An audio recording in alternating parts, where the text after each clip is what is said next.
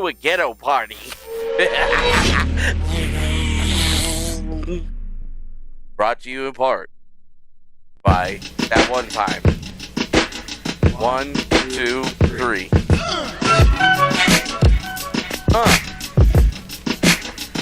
Oh yeah, you didn't know it like that, did you? You didn't know it like that, huh? Uh-oh. What's happening? I don't know, bro. What's going on, dude? I had to kick it back to 1975 and drive. Welcome back, mother suckers, to another classic ass show. Welcome. It's the Danger Zone. Welcome back to the Danger Zone.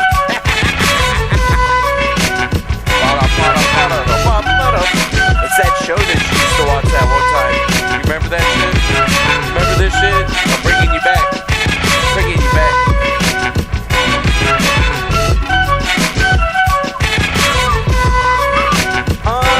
Some flamiosis?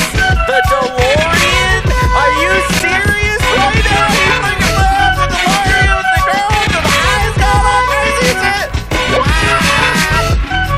Nah, he didn't just do that. Yeah, dude, it's because we're jumping in the time machine, bro. We're going back in time. We're going back, motherfuckers. Where we're going, they definitely got roads, so we're driving on the tires, and we got the shit.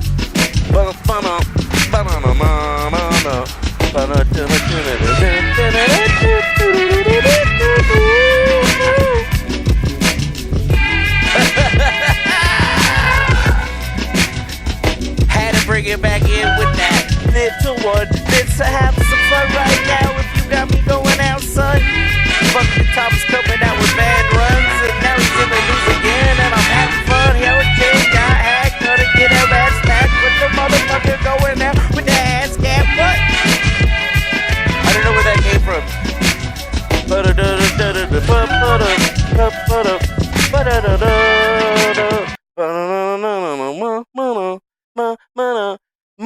Oh, I forgot to put the chat thing on. Damn it! I had all this time! To do all these things, and I failed! Activate source. Auto find live source. Activate. Yeah, I think I did it. I don't know. Did I do it? Test. That worked. Okay. That's good. That worked. Hey, man, why is this thing got that kind of latency right now? What the fuck, Rebel Studio? That's like a couple seconds, bro. I don't like that shit.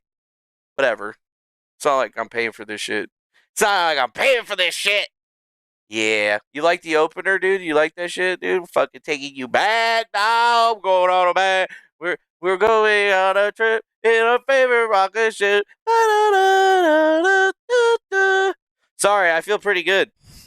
Why, though? Why? I don't know. Yes, I know why I feel good. It's because shit is happening, and it doesn't have shit to do with me, but I'm still going to talk about it anyway. Anyways, so I'm a Carhartt guy now, as you can see. Look at that shit. What's up? They didn't even sponsor me or nothing. I just bought this shit because I was like, really? I'll show you why. What the fuck? It's a flex fit trucker hat shit. Look at this. I can see you, but you can't see me. Game changer. The shit is a game changer. I can shade my bald head, but still exhaust heat from my head, which is nice. Yeah, it looks good on me. I used to wear hats all the time, so I figured I'd get another hat. And I gotta get new clothes for work or anything, so I'm slowly buying clothes. But, dude, what the fuck is going on with Carhartt sizes, bro? Like, I know I'm fat, but god damn, are you serious? I had to buy fucking some big-ass pants, bro. Like, I was like, dude, what the fuck? We literally went back to the rack and grabbed a pair of what I normally wear, and I put them on, but the ones that I normally wear, they're not very tough. Like, the job is just, like, destroying these pants. So, I gotta get a whole new wardrobe, so I'm just doing it one piece at a time. I really want these expensive-ass pants, but I got these little short legs, with like this 25-inch inseam or some shit like that. So it's kind of hard to find clothes that fit right. They need to make a short fat store. That's where I'm going with this story. They need to make clothes for short fat people. I've seen a website for it. I don't want shirts, motherfucker. I can find a shirt. I need pants, dog. I need pants. God. Whatever. Anyway, so what's in the news today? What do you guys want to talk about? I went live just because I was like, I haven't gone live on my own channel. I've been live on other people's channels.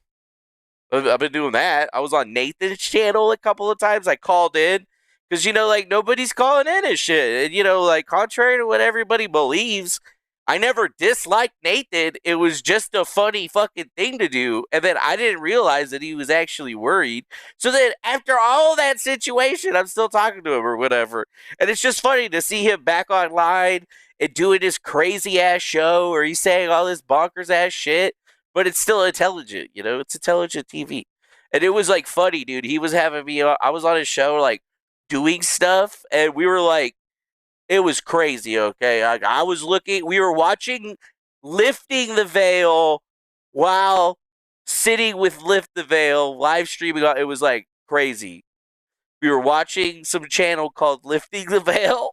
Like, we were like watching his videos, and then he's lifting the veil, but it's lifting the veil, and it was all about gut bacteria or some other shit.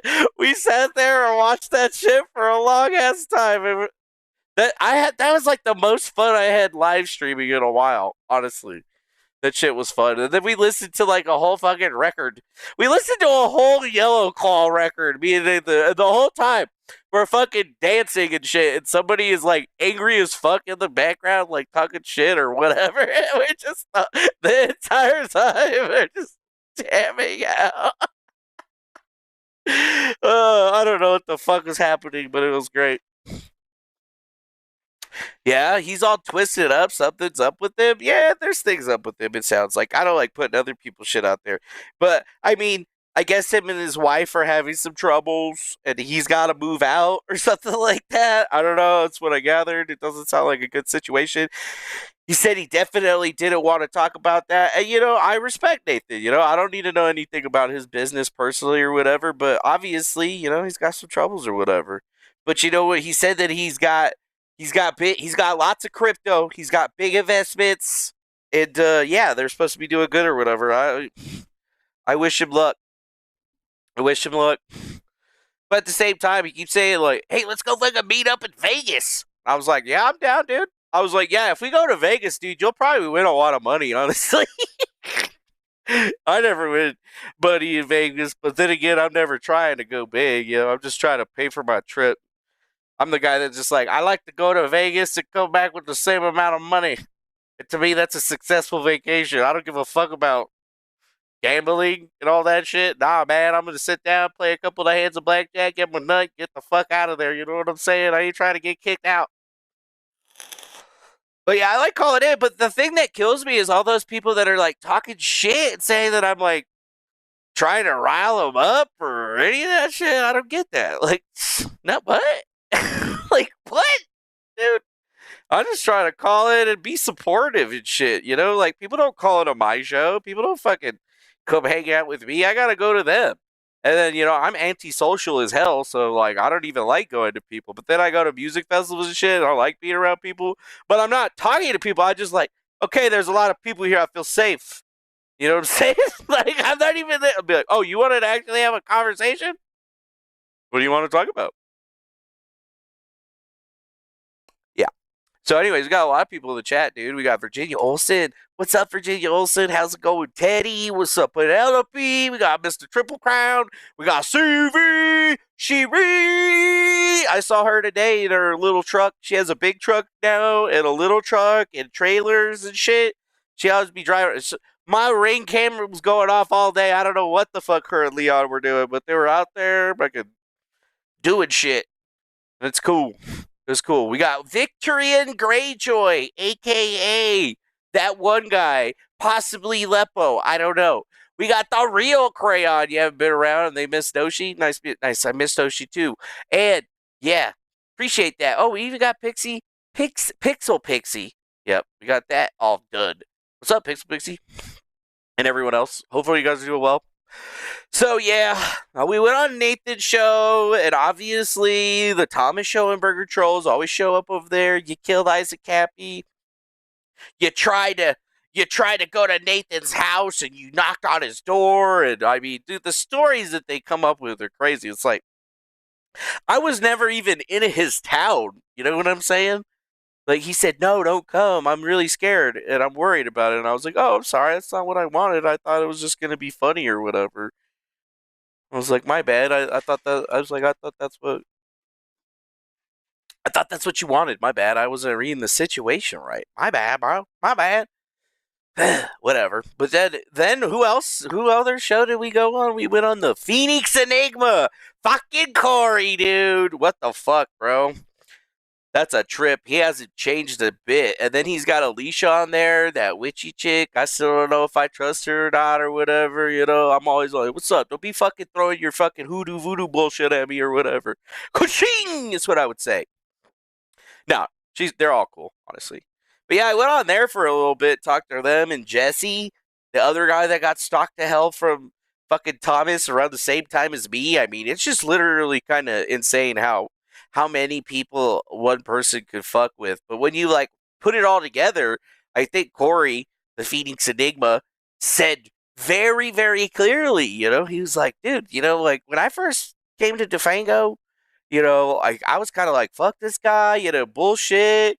And he was like, but, you know, that quickly changed because over the time frame, shit got fucked up.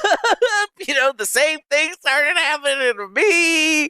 And the entire time, he was always saying the same thing. And I'm like, yeah, you know, it's almost crazy, you know, like, there's not very many people like me or like us, really, I should say, that, you know, have dealt with this and try to be as real as possible about it. People still don't believe you. They still go make mistakes. Yeah, that's the fucking problem right there. We soy teens won at what cost, though? Yeah, dude. You're talking about 4chan. Dude, 4chan has got hacked, bro. That's a crazy thing. That's why I'm like, dude, we're talking about the past, bro. Somebody's going to get fucking QAnon's IP address. God, I hope you don't fucking live there anymore. Wait, nope, I don't. But shit, dog, like, there is some crazy shit happening in the world today. And what brings all this on, you might ask? Oh, I mean, what brings on the Thomas talk? I mean, news articles, that's what it is. Like, fucking A, bro. Fucking A. What the hell is going on with this? Sorry, let me fix that for you real quick. Didn't realize. I put my screen back on 4K. So, gotta, you know, resize. Anyways, oh, you guys like my fucking background? I got the Matrix, dude. It's been like that for months, but I always have this thing full screen, so I figured I would put it out there because I saw Coriana, and I was going to be like, don't you even be trying to fucking say I'm biting on you, son of a bitch. No, you're cool. You're fine. Wait, oh, wrong one. Wait, where's the fucking chat? Beep, beep, beep, beep, beep, beep, beep. Right there. Too many windows. So many times. Also, I'm just kind of showing off the tech, right? Because it's not that hard to set it up or whatever. I mean, you could do it in a myriad of ways. This is just what I usually have on this screen right here. So when I'm talking to you, I'm looking at the camera. I could put it over there, but then I would be looking over there every time I'm talking to you. That would be weird. Because then everybody would be like, who the fuck is he talking to? And I would be like, the ghost that lives in my corner, motherfucker. I don't know. Who cares? Who cares? I mean, I do. I care. So, yeah. Anyways, we got Thomas Shoenberger. We got the Professor Dilly, who I finally talked to, by the way. I mean, it's just crazy, bro. Like, how does this shit happen? How does this shit keep happening? Like, all we wanted to do was talk to the professor and tell her to stay the fuck away from Thomas Shoenberger. What did she do? Well, she did the fucking opposite, you know? And I'm like, yo, it's not even about, you know, what you think. You're just getting yourself into trouble. You're just jumping your ass into the fire for no fucking reason. Thank you, Virginia Olsen, for that $5 intro blast from the past. Loved it. The memories. Yep, that is right. That's the memories. We got 38 viewers. We got 13 likes. We got $5 in. It's a normal fucking stream for me, baby. That's it right there. That's what it's all about. But, at the same time, it's like people don't even care about Shoenberger. I feel like they do, but do they? Do people care about 4chan getting hacked? That's the other thing right there. 4chan got hacked. I'm not even going to open up that fucking website right now, dude. No way, bro. Like, I'm just waiting for somebody to come up and be all like, okay, so we have everything for 4chan, and I regret to inform you that it was running on Windows NT 4.6 or some shit like that, like some fucking old piece of crap hardware. Oh, man. You gotta love the internet. So, I guess, the first thing to talk about would be this, because this is what I care about, right? I mean, honestly, I didn't even know what to say, or at least I didn't know what to say. Somebody passed this article along to me from State News, whoever the fuck that is. I've never heard of them. But I mean, look at this. You got Lestat, you got the doctor / the professor, you got the criminal from the crime gang, and like, who is that even? Is that Thomas right there, dude? He dyed his beard and shit? Or is that like AI Thomas where he like shrunk his head? His head's definitely fatter, right? It was definitely fatter. So, contentious research, mysterious puzzles, and spoiled romance, and endless tweets. I mean, you hate to see it. You hate to see it, but there it is, It's a little weird to see all of these characters roped in together. Even weirder that they never even reached out to me in this whole Shoenberger mess, because apparently I didn't have to get a restraining order against that guy / protection order. Apparently, even though I got proof, posted that shit. Like, nope, don't want to talk to me. So obviously that's like the first red flag that I saw from the article, because it's like anybody looking into this stuff and they don't reach out to me, they're either fucking stupid or the article is gonna suck. And based on just reading and seeing the first bit of it, I knew that it wasn't going to be good. And I'll be honest with you, it's not good. Actually, it wasn't good. Like, it didn't really make Dilly out to be a victim or even look that great, which I thought was kind of funny, right? Like, I was like, I thought this was supposed to be something that was supposed to like help her out, but it doesn't really feel like it helps her out at all.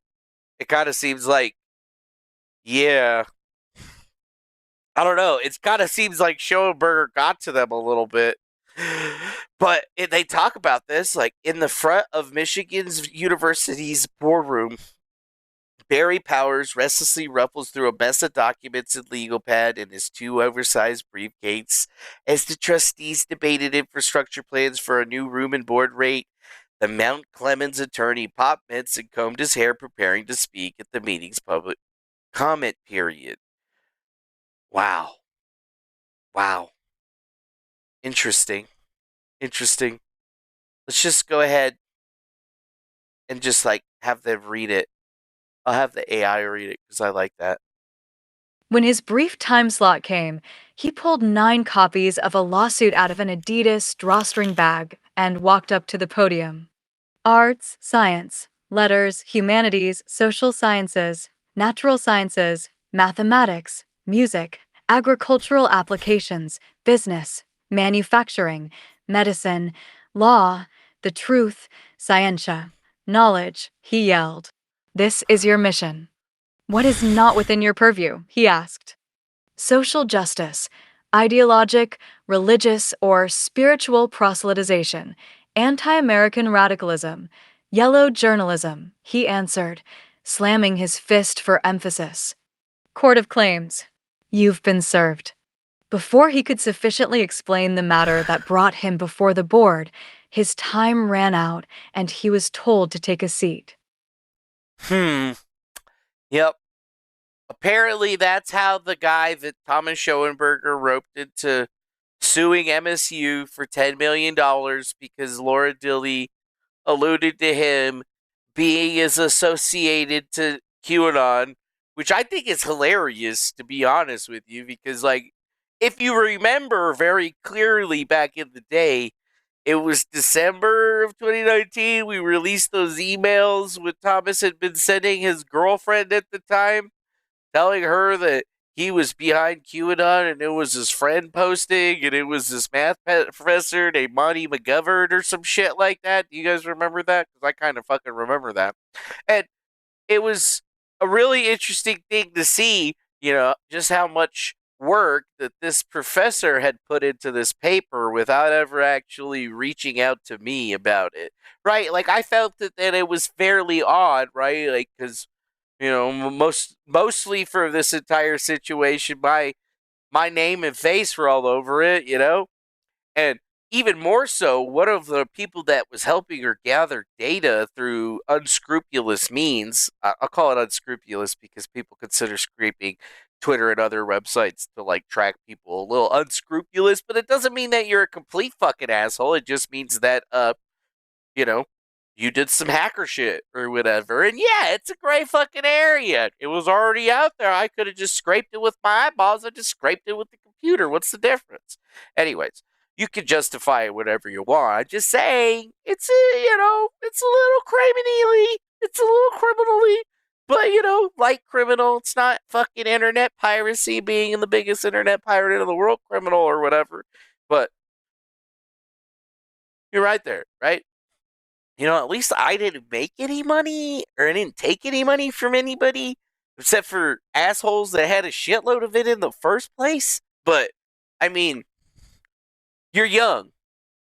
You're young. You're in love with the black woman that you seen on the internet one time, and you do whatever you want, just to get in her good graces because you want to see that big old booty. It's really not that difficult when you break shit down. Guys do things to get with chicks, right? Isn't that how it's always been? Chicks just, like, I don't know what chicks do. I'm not a chick. I fucking was a cheerleader for fucking years trying to figure chicks out. You know what? I was only more puzzled by women after that point because I didn't get these chicks. I was like, all right, well, you're like all the hot chicks and whatnot in the fucking school and shit. So, if I can't figure this shit out, you know what? Fuck it. It's whatever. At least I get to have a good time. So, we got the professor, we got Thomas Shoenberger, we got Lestat, and yeah, this really does just kind of go over everything that's happening in this little relationship. And I guess I had to learn some things, right? Because I didn't really know too much about the professor, to be honest with you. Oh shit, Teddy coming in with a $1.99 super chat. Thank you, Teddy. If TS wins the money, either she is naive or in on it. I don't think that he could win any money in this situation. Guys, it's like a 93-page brief. It's so crazy the amount of fucking detail and craziness that went into it. Half of it is just completely made up or wrong. It's crazy, dude. Like, I don't even know how Barry Powers, his lawyer, even decidedly put his fucking stamp on this shit. But you know what? The Schoenberger effect is real. This guy could get basically anybody to believe him. First go or whatever. He's got that silver tongue. That's why I keep telling you, he's not the devil. He's the devil's friend, Belial, the Lord of Lies. The Lord of Lies is capable of getting anyone to believe his lies the first time. You actually have to physically fight against him and choosily, markedly, right? And you might not be into the spiritual shit or whatever. You may not believe in all that shit, but that's fine. You may not believe in the devil, but you know what? The devil sure as shit believes in you, motherfucker. Just saying. Just saying. Who the fuck is Jersh? Who's Jersh? I don't know Jersh. Are you talking about Josh? Josh? Or Joshua? The dude from fucking Streamriff? The one that put out the Christchurch video on his website and basically got banned from countries where they said, if you ever enter our country, you will be arrested. Which is why I never go to Britain, even though they keep sending all them hot-ass, sweet British honeys at me. I ain't trying to go to jail, bitch. I helped them. I helped save Ariana Grande's life, and this is how they fucking repay me? Fuck you. Anyways, maybe it is a euphemism. Oh, it's a euphemism. What is a euphemism? That's a big word from a guy calling himself Greyjoy. Just saying. Just saying. Mm-hmm. Virginia also says, I asked these young kids about Q college age, and nobody knows about Q. Yeah, none of them know about Q because it wasn't for them. It was for old people that watch Matlock. You know what I'm saying? People my age or older, right? People that are younger than that, they're not going to be into the same period. They're not going to do into the same time frame. Yep. All the old names are familiar. Cody, Thomas, and everybody. And then we got the professor getting roped into this. And we have to ask ourselves, really, like, we knew that Thomas was always running around with Lestat. They've broken up, they've been unbroken, they've broken up, they've been unbroken. It's been real crazy. It's been a real gay relationship. I don't understand them gay relationships or whatever, but you know what I do understand is this. And it's pretty clear to me that Thomas Shoenberger was probably running Arturo that entire time. Like, that's what I came to the realization from when I broke off of Cicada, and then Arturo did his thing to break off Cicada, almost copying me, trying to steal my thunder or something. And then later on, he goes back with Thomas, but then he breaks up with him again, and then he gets more information, and then he puts it out, and he tries to claim that it's all his information. And you're starting to realize this pattern, and I mean, that pattern got all the way to here. That's why he was here in the first place, right? Like, how did they find out that she was writing a paper on all of this stuff? Is it because Arturo just happened upon it? I mean, it's pretty clear that even from Dilly's perspective, is that he was the one that was approaching her and going after her, because we had seen already that Arturo really liked to target women. And obviously, a lot of people just brush it off as being a horny Mexican guy trying to get some sweet, sweet nani. But in actuality, it seems to take it even worse. So then when you talk to actually Arturo's mom, and she says that he's a pathological fucking liar and not to believe a fucking word that he says, it starts to really make you wonder, right? And all of this even got crazier when, how many times did Lestat say that he was going to end himself, check out of the video game, you know, all that shit in the last year? Many, right? And it was all associated to his big publicized breakup that apparently was so big that it ended up in this state news, which I don't think is a very large publication, but maybe regional at best. But like, I'm supposed to look at this and say, oh, cool, you know, like, dude, bitch, I've been in the Daily Beast, son. I was on the Financial Times. You think I give a fuck about this pussy-ass bitch shit? No. Actually, I cared a little bit. You know, I did. I was like, damn, they didn't even reach out to him, motherfucker? Why? Why do they never want to talk to me? Oh, right. It's because they talked to these assholes first, and apparently they believe the hype, which is crazy. Seriously? Am I that bad? Like, I live with a little old lady. She's not really little. She's actually taller than me. But I live with an old lady and her, like, boyfriend or whatever. Like, what the fuck, dude? We're like, normal shit. Pathetic, bro. I'm a pathetic motherfucker. And you're afraid of me. I don't live in my grandmother's basement, thank you. I live in her back outhouse building or whatever, and there is no fucking basement. Yeah, 1 inch is still taller. 1 inch is still taller. When you're a short guy and everything is up there, you know, I see the tall guys and I just like, how's the air up there, bro? How's everything look? Can you give me some up so I can see what's on top of this? I ain't even never seen it. What's up here? Yeah. So I look at this stuff and then, you know, I look at Arturo and it's just like, you know, okay, is Arturo better looking than me? It's really not that hard to be better looking than me, right? Right? I guess. I mean, I don't know. But, like, I never quite understood this relationship from the first place, and it always felt really off to me. And now looking back at this, I mean, it looks like I was pretty fucking right. Like, honestly, I didn't even care that this lady was writing the paper or whatever. I just told her that, you know, hey, I read, like, a fucking draft, and you're, like, way off on, like, a lot of stuff. Like, it really looks like you've been talking to Arturo, and Arturo is just completely making shit up or misremembering shit so severely that he doesn't even tell people that, oh, well, the stuff that he got that he's putting out and whatever is my shit that I put out live. You know, it's like crazy. It is crazy. So if you look at it and if you think about it, these guys are some seriously depraved individuals. Like, if you look at the timeline of facts, right? Like, when me and Thomas were in Texas, right? Like, let's think back to that time frame. So, it was December. We had already had the snafu with Thomas claiming to be QAnon and me releasing information. And then Thomas still was dumb enough to invite me to Texas. And the only reason that I even went was because I was like, well, I don't really have anywhere to go. So I'll just go here. Fuck it, you know? Like, what's the worst that can happen? I can outrun this guy pretty easily, right? I can run, you know, it's not going to be that fucking hard. He's a big fucking fatty McFatterson. So, I remember being in Texas, and I tell this story. I had to retell it yesterday, and some people were like, wait, you've never told that story before. And I was like, fuck you, I haven't told this story before. I've said it fucking literally, like, verbatim.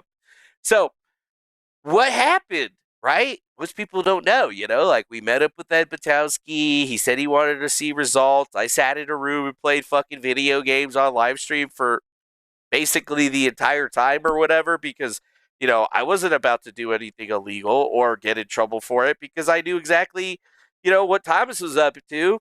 And I'm smart enough to know when rich people are involved, they're going to be looking into things. And they looked into my background. They looked into Thomas's background. And I mean, when the AG of Texas, Ken Paxton, has breakfast with you and Thomas Shoenberger, obviously he knew who I was. And he didn't care that I smelled of the marijuanas when I was there. But this whole thing was very clear to me that, you know, like, he was trying to see exactly what was going to be offered. And Thomas was more than willing to say some pretty, I don't know, damning and incriminating things that would have been in public. And it was right there with the AG of Texas with fucking people listening in, sitting right fucking behind us. So, you know, I was obviously pretty aware of what was going on. I don't think Thomas was. And it all came to a head after I had a meeting with Ed and Ken Paxton alone. And they basically were like, yeah, you need to get out of here. This guy is like fucking a criminal. Here's his fucking files and shit. It's a lot worse than you could imagine. And they're like, how'd you even get wrapped up in this shit? And, you know, I explained it to them. And I was like, yeah, the only reason that I'm here is because, like, I literally don't have a place back home. And, you know, like, it was the last thing to go, you know? He takes desperate people and he does these things. And I was like, and, you know, I'm in a fucking situation where, you know, you were there. He was trying to sell me to you for hacking, and you're the fucking AG in Texas, and he thought it was okay. So, the more that we look into this situation, you know, like, I made a plan right then. He was like, so what are you going to do? And I was like, well, I'll tell you what I'm going to do. I was like, I'm going to drive him to a buffet and I'm going to let him out at the front of the fucking door because his fat ass is hot and he can't walk from the fucking car in the parking lot to get to the fucking place. He literally makes you drive him to the fucking front, right? He makes you drive him to the front because, oh, the sun is going to make me melt or I'm going to die or whatever. So I knew he had barely any money I knew he didn't have enough money to, what's it called, get a cab back. Right? So I knew that I'd have time. So I just drove over there, brought him to the front door. He got out of the car, started hobbling his way in, didn't even turn around and look at me, and I drove off. I just left right then. I fucking drove off. I drove back to the fucking hotel, and mind you, it was like a 15-20 minute drive, right? So there was no way he was walking back. Right? There was no way he was walking back.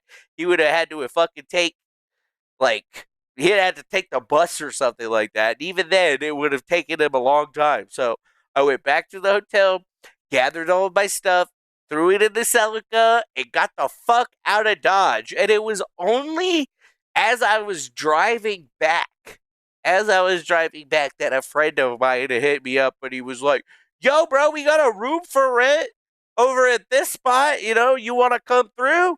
And I was just like, Yeah, yeah, that's cool. What he's like, when are you gonna be here? And I was like, well, like a day or 2 days from now.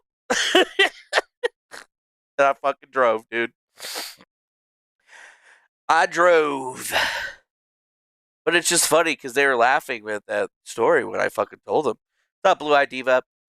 And that's why he truly hates me, is because I fucking got him, dude. I left him holding the bag in that situation, or at least that's the way he saw it. In reality, with the fucking the top guy of the law of the land says, "Yo, you need to get out of Texas right now." And you know what? You're not even in trouble. You're just in danger. He's like, "You are in danger. You are not set up for this kind of danger, my friend. I know you're good at what you do." He was like, "But you need to go. Because you know what? We're going to try to just get this guy, right? Because if we can get him off of these streets, it's going to be helping other people. Because he's gotten away with hundreds of thousands of dollars and over $1 million, I'd have to say, from different people. I mean, he's lost in court at least $800,000 plus, right? He's gone to court for so many different things, and he's lost a lot of court cases. I mean, he got beat by me, right? He failed to defend against me and got stuffed by me. So like that is a total win. He was it was 2-0 on that one. And he didn't even try to go in for a third fight, and he started leaving me alone. And I appreciated that because okay, maybe I was harsh or whatever, but in the beginning, I was okay with just being a little bit harsh and cutting it strong like that. But over the years, I don't have any problems with half of the stuff that even happened, right? Like, I'm glad that I went to the fucking law, and I'm glad that we did it the right way, because even to this day, there's like groups of people that have never taken those steps, right? They never gone to the judge and gotten the fucking court order and made him show up into court with you and talked it out. And that's the one thing that I just never understood from some of these other folks. Like, they'll talk about it and say they got harassed and they got swatted and blah, blah, blah, blah. But they never, why, I just never understood why they never finished it out, right? Because it's the only way that you're ever going to get the demon off your back. And I mean, I guess it helps that, you know, I know what was happening. I knew it was going down.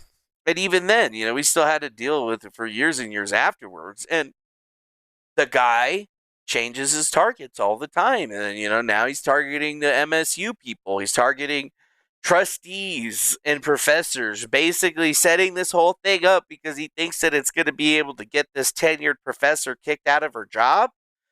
And he thinks that he might be able to make some money off of it. Oh, yeah, I'll settle out of court, guys. That's what I want to do. That's what he's trying to do. But you know what? He lost that court case to Beth, fair and square, right? Like, that was 100% that happened. I got dismissed from that fucking case or whatever because they knew.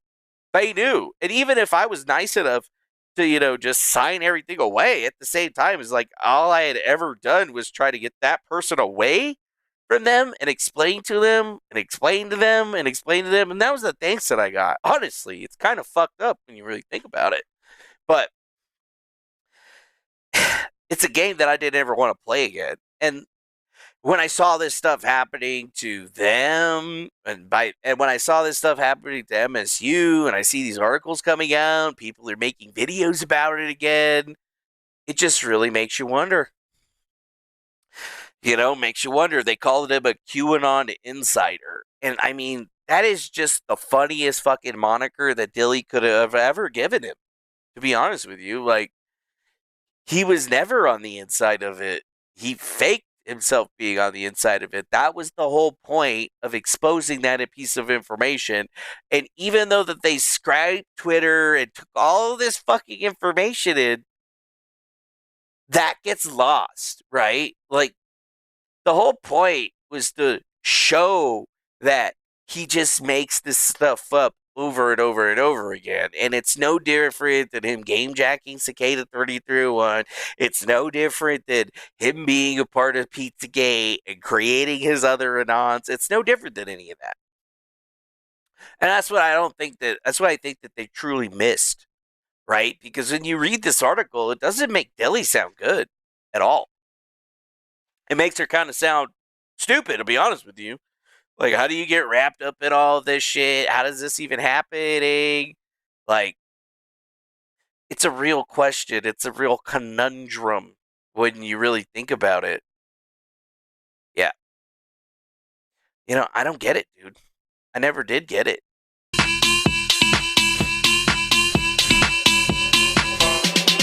Turn up the bass. DJ turn it up, better DJ bring it back. Not a DJ turn it up, better DJ bring it back. Sorry, I had to play some music there for a second. So, that's Thomas's lawyer right there. Check him out. Somebody just managed to catch that picture.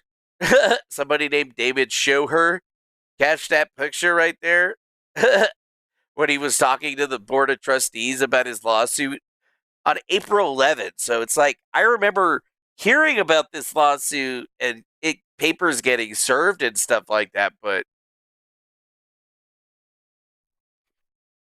wasn't that a couple of months ago? Wasn't that like a couple of months ago?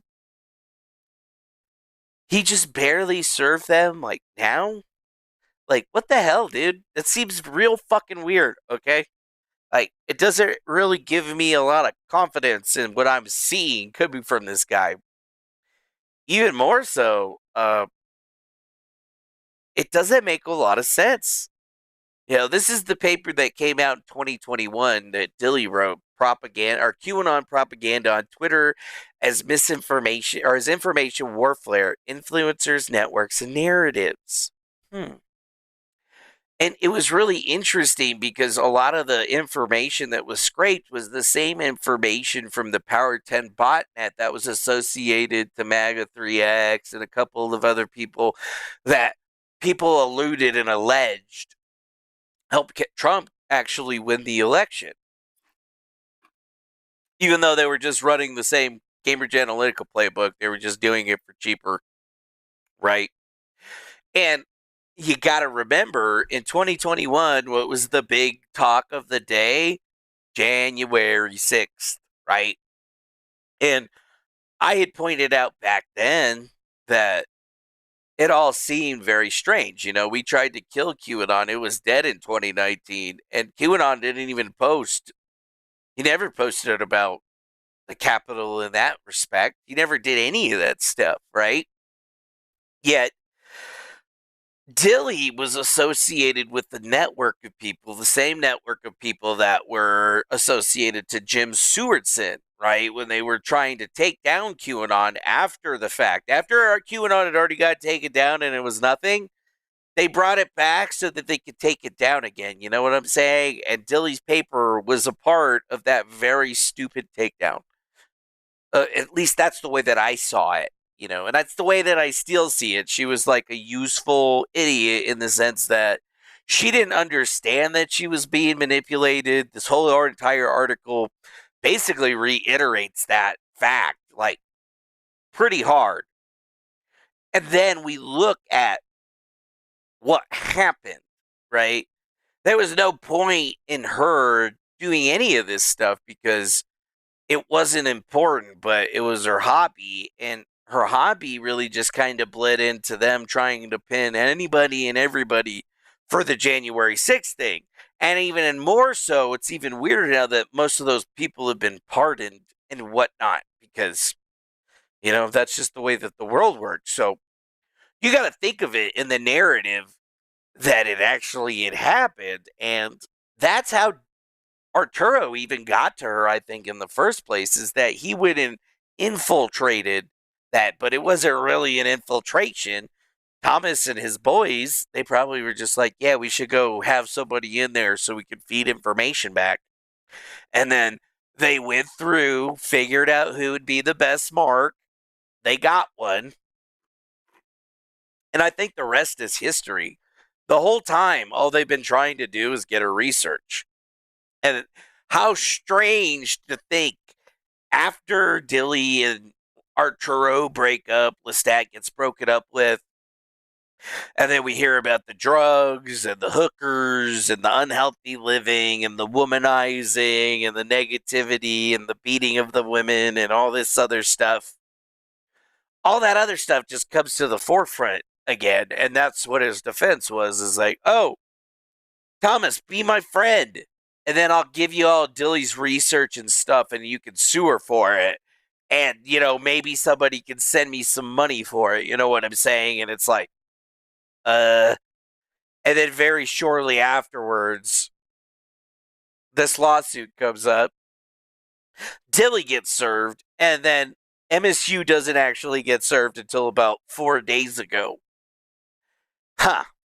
So, they picked a emerging social construct. So, like, what did they do with me? They saw me solving the Tangri 137 puzzles.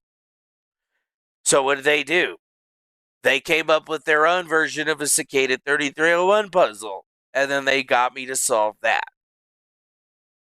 So they could rope me in. And then they kept people around me to try to manipulate me on multiple different sides. And how is that any different than what we're seeing here? The only difference being is that they just modified, their attack vector. And sometimes they infiltrate your Discord and stuff like that so that they can get a lead in to start feeding you information. And in this one, Arturo was in this Discord because he was keeping track of all of those people, and they were basically looking for marks and targets in there because they figured it would be a target-rich environment. And most of them, they got fucked up really crazy, really easily, very quickly. But some people stayed together, and I think it was basically this situation with Laura Dilly. Right? Like, why would a professor of law want anything to do with some skeevy Mexican bullshitter who doesn't even make his own artwork? He's just fucking stealing other people's artwork and mashing it together. So I guess he's like a glorified DJ. He's a DJ, right? That's what he is. He's a DJ. So when you look at Laura, I'll be honest with you. She's not exactly, the most beautiful woman that ever existed, okay? And as I understand it, she was recently divorced. She had some kids. There's a lot of trouble going on in her personal life that I don't even know about. I mean, I've heard a lot. I've heard a lot about it from other people, but, even from talking to her, she's really not even spoken a whole lot about it. And that, just shows us like a guarded person in this particular way. Sewer Guy Rob! What's up, my boy? What's up, my boy? That's my boy right there. If I see that guy in person, I'll just be giving him a hug. Be like, what's up, Sewer Guy Rob? What, oh, you don't like hugs? All right. Shake your hand. Nah, I ain't flashing another BTC address. You had one chance, Negro, and you failed. I ain't pulling that shit back up again. I ain't your fucking monkey. I ain't your monkey, dog. Yeah, he's glad to hug. See? Just don't pinch my ass. Did you touch my ass?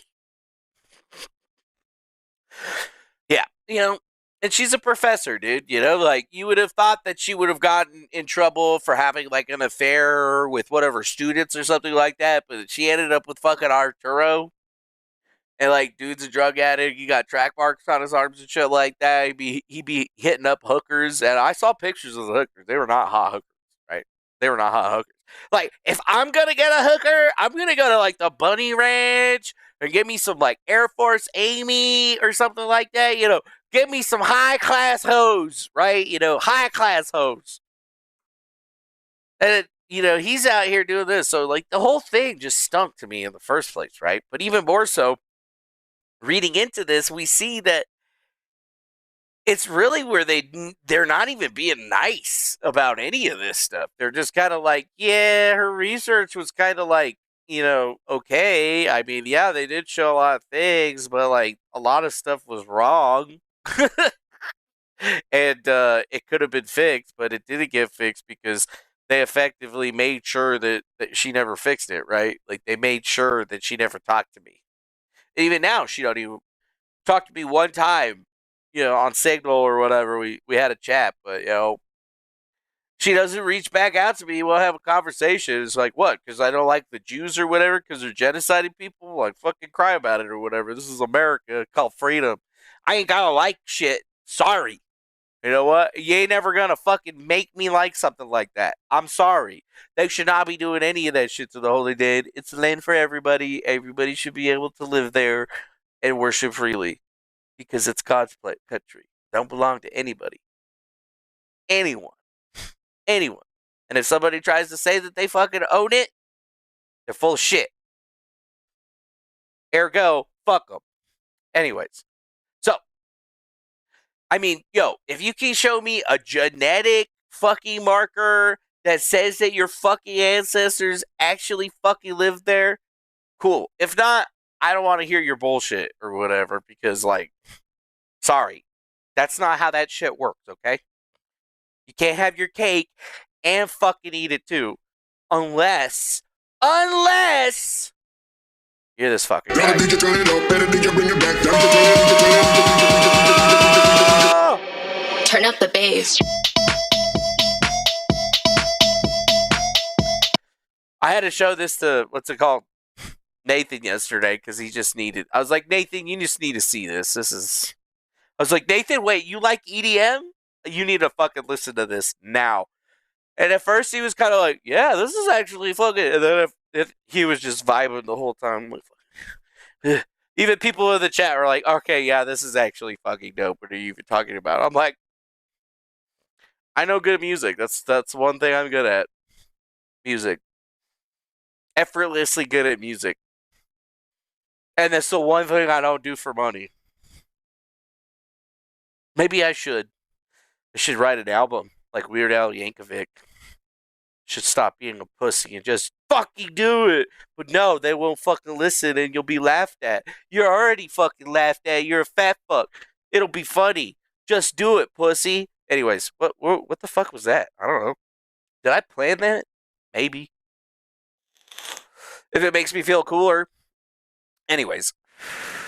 Yeah. No, the Samson option. The guy in the middle looks like Quinn Michaels. Lol. What?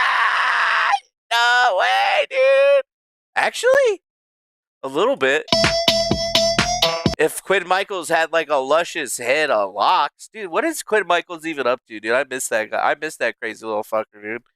I was wrong about that cat. I gotta keep saying it, dude. I was wrong about it. I mean, maybe he's right about what was going on with his family and shit. Because I mean, he was real fucking right about the AI shit. Like super, what the fuck? I don't even understand. Fucked up. Still fucked up. Honestly, I don't even know what to say other than I'm more a man than anybody else out there to at least put it out there and say that shit. You know what I'm saying? Like, yeah, I was fucking wrong. I'm sorry about that. Maybe the other stuff that you were talking about, while it was pretty fucking crazy, I mean, goddamn, son. My bad. Can I buy you some Olive Garden? So yeah, but we read that thing. He said, leave him the fuck alone. So we're gonna leave him alone. It's good to hear that he's okay. He's still alive. He's still thriving, surviving. Hopefully not living in a Saturn anymore. Doing the singing bowls. Good shit. Respect. Respect. That's all I gotta say. Respect. Sorry. No amount of sorry is gonna change anything, but the Buddha says, I must bow and say I am sorry. You win. You won. Hands down. You fucking won, bro. Somebody clip that and send that shit to him. Anyways, it's still nuts. I still don't even get it. It just boggles my fucking mind that I'm like sitting at work and I'm fucking talking to a chat bot and it's building me a website and I'm just like, holy shit, that Quinn Michaels guy was fucking right. This is fucking crazy. Could not have ever called that one in a million fucking years. Whatever, though. Back to this. So, we got Shoenberger, we got MSU, we got Dilly basically, like, fucking, I don't even know, dude. Like, they are roasting her in this section right here. Fitzgibbons maintains that he never subscribed to the QAnon theory or worked to promote it. In fact, months before Dilly's paper, he authored an op-ed criticizing QAnon while warning that online operatives are turning Q accusations into the modern-day Salem witch trials. Like Shoenberger concluded, it is possible that he could have had interactions with people who subscribe to the theory, but that's just guilt by association. It's like saying, because he knew somebody 5 years ago, that person turns out to be crazy. Now I believe what they believe. Yeah, that's almost exactly like what happened to me. You know, they talked to Trevor Fitzgibbons, they talked to Thomas Schoenberger, they talked to Arturo, they talked to Dilly, but who didn't they talk to in this situation that would have had some insight? Me. Why wouldn't they talk to me? I don't know. Kind of seems like Trevor Fitzgibbons, the media guy, had some help and pulled some strings and got a favor to get an article written. I mean, if I was willing to guess. Or Dilly started having the article getting written, and then they contacted some of these people as associated to it and started reading into it. And you know what? That's right. Fitzgibbons never was a part of any of that shit. His ass was always too busy fucking chasing ass to even, like, deal with any of that shit. He was either begging money or begging for ass. There was no in between with that individual, right? And then for him to think that he's a better person than me after all the shit that he went through, it's like, motherfucker, I made more money than you ever did with your business when you worked your fucking ass off. And it was like nothing to me. It was like water, right? Like, we're not the same, dog. We're not the same. You gotta try. I just gotta exist. There's a difference, right? And then even more so is you care about it. I don't. It doesn't even exist to me. Because I'd rather do it the hard way and earn it. But anyways, these guys really don't get it, right? But when you look at who's in the article and why they're talking about it, why they were even a part of it, everything is there, right? Here's another thing that I thought was very strange. Dilly's paper also labels web developer Susie Dawson as a QAnon insider. Since when is Susie Dawson a web developer now? She's a web developer now? Wasn't she the one that ran Unity for Jay and Julian Assange and had all that other bullshit? And the only reason she got associated to it was because of the loose association to me and the other people? Like, it's almost like she brought this on herself by not listening to the actual smart people in the room. And this is a normal problem with smart people. Smart people don't want to listen to the people that are actually smart because then they would have to admit that they might actually be a little stupid. Okay?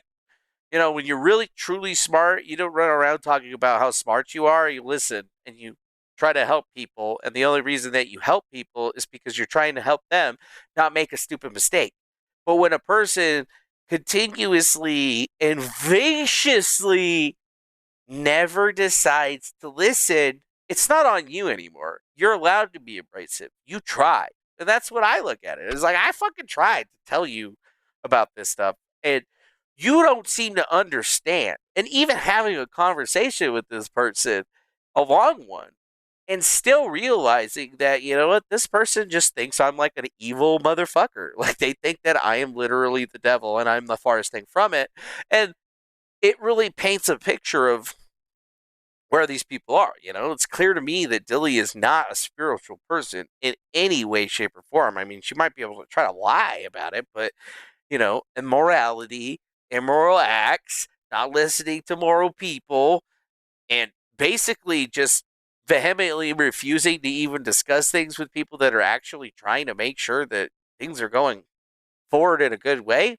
You know, did she ever care about all the work we did to try to stop QAnon? She didn't care about that. Did anybody care about fucking the damage that I did to myself, right? Like, irreparable damage to my fucking character for the rest of my life to stop this thing? And to these people, it means nothing, right? And it's what you got to start realizing is that, you know, nobody understands it because they don't have the fucking balls They've never been in the position, right? They never had to struggle for anything. They never even had it hard. Or their idea might have been hard, but you know what? For them, what hard is, simple for some other people. And we're sitting, like Gilby says, half controlled opposition doesn't even know that there are, right? Half the people that were participating in this shit never even understood the full extent of what was even happening. And I mean, when we look at these articles, it's pretty clear that, you know what, even the people that wrote it don't really truly know who the fuck they're talking about, because they're talking about Fitzgibbon like he's a great guy. Okay, maybe he beat his lawsuit with Raddick, but does that change that he's a fucking terrible womanizer and a lazy bitch that was crying for fucking years about not being able to work and trying to fucking ride the coattails of everyone else? Yeah, no, that doesn't fucking change that at all. And, oh, I could say whatever I want. It's my fucking opinion, Trevor. What are you going to do? Try to come sue me to get the ducats that you'll never be able to get? Sorry, the government already has it. And they tried to claim it as theirs. And it's kind of hilarious, because they couldn't beat me with the wrench to get the code.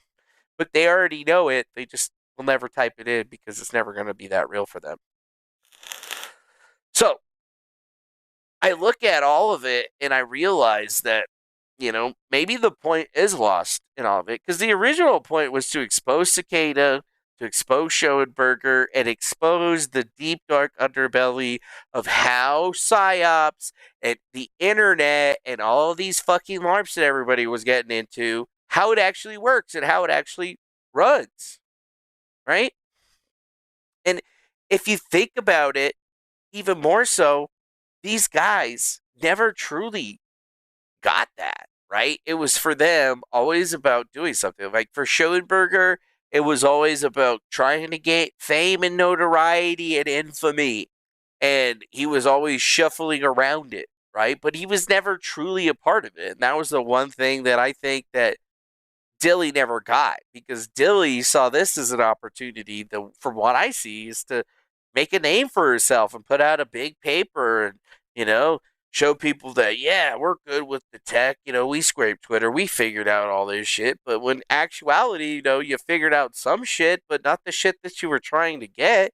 You just started labeling randos just because they had talked to a QAnon person one time as QAnon. And I mean, that's just never how that's going to really work. I mean, that's not even good mathematics or design for an AI and how they research. And you know what? You should be looking at an AI and how it researches, because they're the ones that are doing it way better than you nowadays, right? Like, I've never understood it, but I've always looked at it in that way. And Dilly puts out this list of so-called QAnon people that included a bunch of other people that weren't a part of it.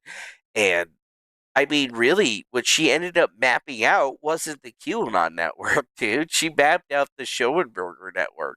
She mapped out Schoenberger's network.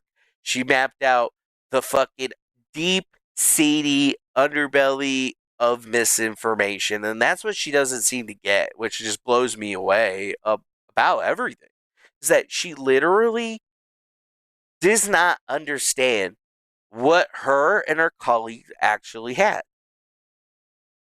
Like, all of these people, all together, all pushing narratives and LARPs, trying to shape the way that the world or the internet works. And when you start to break it down to brass taxes, that's what we were looking at. We were looking at Schoenberger's networks and all the people that he reached out to and was trying to talk to and stuff. And we were watching that network operate. So essentially, we were watching the Cicada network, which isn't the CIA, it isn't the fucking MI6 or any of that bullshit. No. It's so much dumber and gayer and stupider than that. It's a bunch of fucking internet retards. And all they do is this for what? Discordianism? Because they like to sow chaos? I mean, that's exactly what we're looking at right here. Fucking chaos. Yeah. So, the more that we look at it, the more you got to start to realize is that these people that wrote the article didn't ever truly want to expose any information. They're definitely not trying to help Dilly here. And it almost very, very truly looks like they're trying to assist Schoenberger. And I mean, Schoenberger is not the kind of person that you want to help or assist. The same thing with fucking Trevor Fitzgibbon. I mean, these are your two run-of-the-mill pieces of shit. Like, I don't really understand how anybody out there could really respect anything that these guys have done, is because everything that they've done is them just lying. It's like crazy, dude. It's so crazy. When you look at it and you realize it, you can tell that these people don't truly understand anything about this situation whatsoever, right? Like, Dilly didn't understand the people that she was with. She thinks that she's so much more intelligent than everyone else, but after testing her for a couple hours, it was very clear to me that, you know what, she got like 100 and maybe 10 IQ at best. And even then, that's probably pushing it. I mean, sure, you spent all that time in college and you spent all that time teaching college and stuff, but that doesn't make you any smarter, because you absolutely positively have zero real world experience in any of the things. I mean, if you took a 10-year computer mathematics professor and you put them up against me, and then you told them to basically rebuild an entire network for a place from scratch, and you only had 3 days to do it, there's only one of us that would be able to do it, and that would be me. The professor would fail 100% of the time, because it's not what they do. They can only show people they're supposed to do it. They don't know anything about how it's actually done and how it's actually done fast, right? And that's the thing that really just blows me away, is that I went to college. I didn't need to go to college. College was the worst decision that I ever made, because it honestly just put me into so much debt that it's insurmountable, right? And even more so, I was already getting the good jobs. When I went to college, I took a pay cut, a big one. And I still haven't been able to serve. I still, after all these years, have still not even been able to get back to the level where I was. And that's fucking crazy. Like, when you look at how Dilly so stupidly managed herself in this situation, you start to realize is that when a person like this thinks that they're the smartest person in the room, smartest person in the fucking tri-state area, they're never going to listen to a guy like me, because they look at me and they see nothing, right? I'm just nothing to them, I don't have anything good in my life. I never did anything that was worth a shit, That's where you have to look at it. It's like, when you understand this person's perspective going into it, you can really effectively understand how these people are going to go. Like, we try to help. We always tried to help, but I also told her that this is what's going to be. This is exactly what these fucking people do. Even if you get an article that's written about you, it's never going to be fucking positive, because they're going to spend more time on them than they are you. And the same thing that Lestat did to me, he's going to fucking do to you. And that's exactly what's happening here. And you're trying to tell me that, oh yeah, I'm the smart one and I get all this shit. Sorry, man. You know what? Sometimes you got to defer to the people with the real world experience. And you know what? Nobody has the experiences that I have. I'm a legend.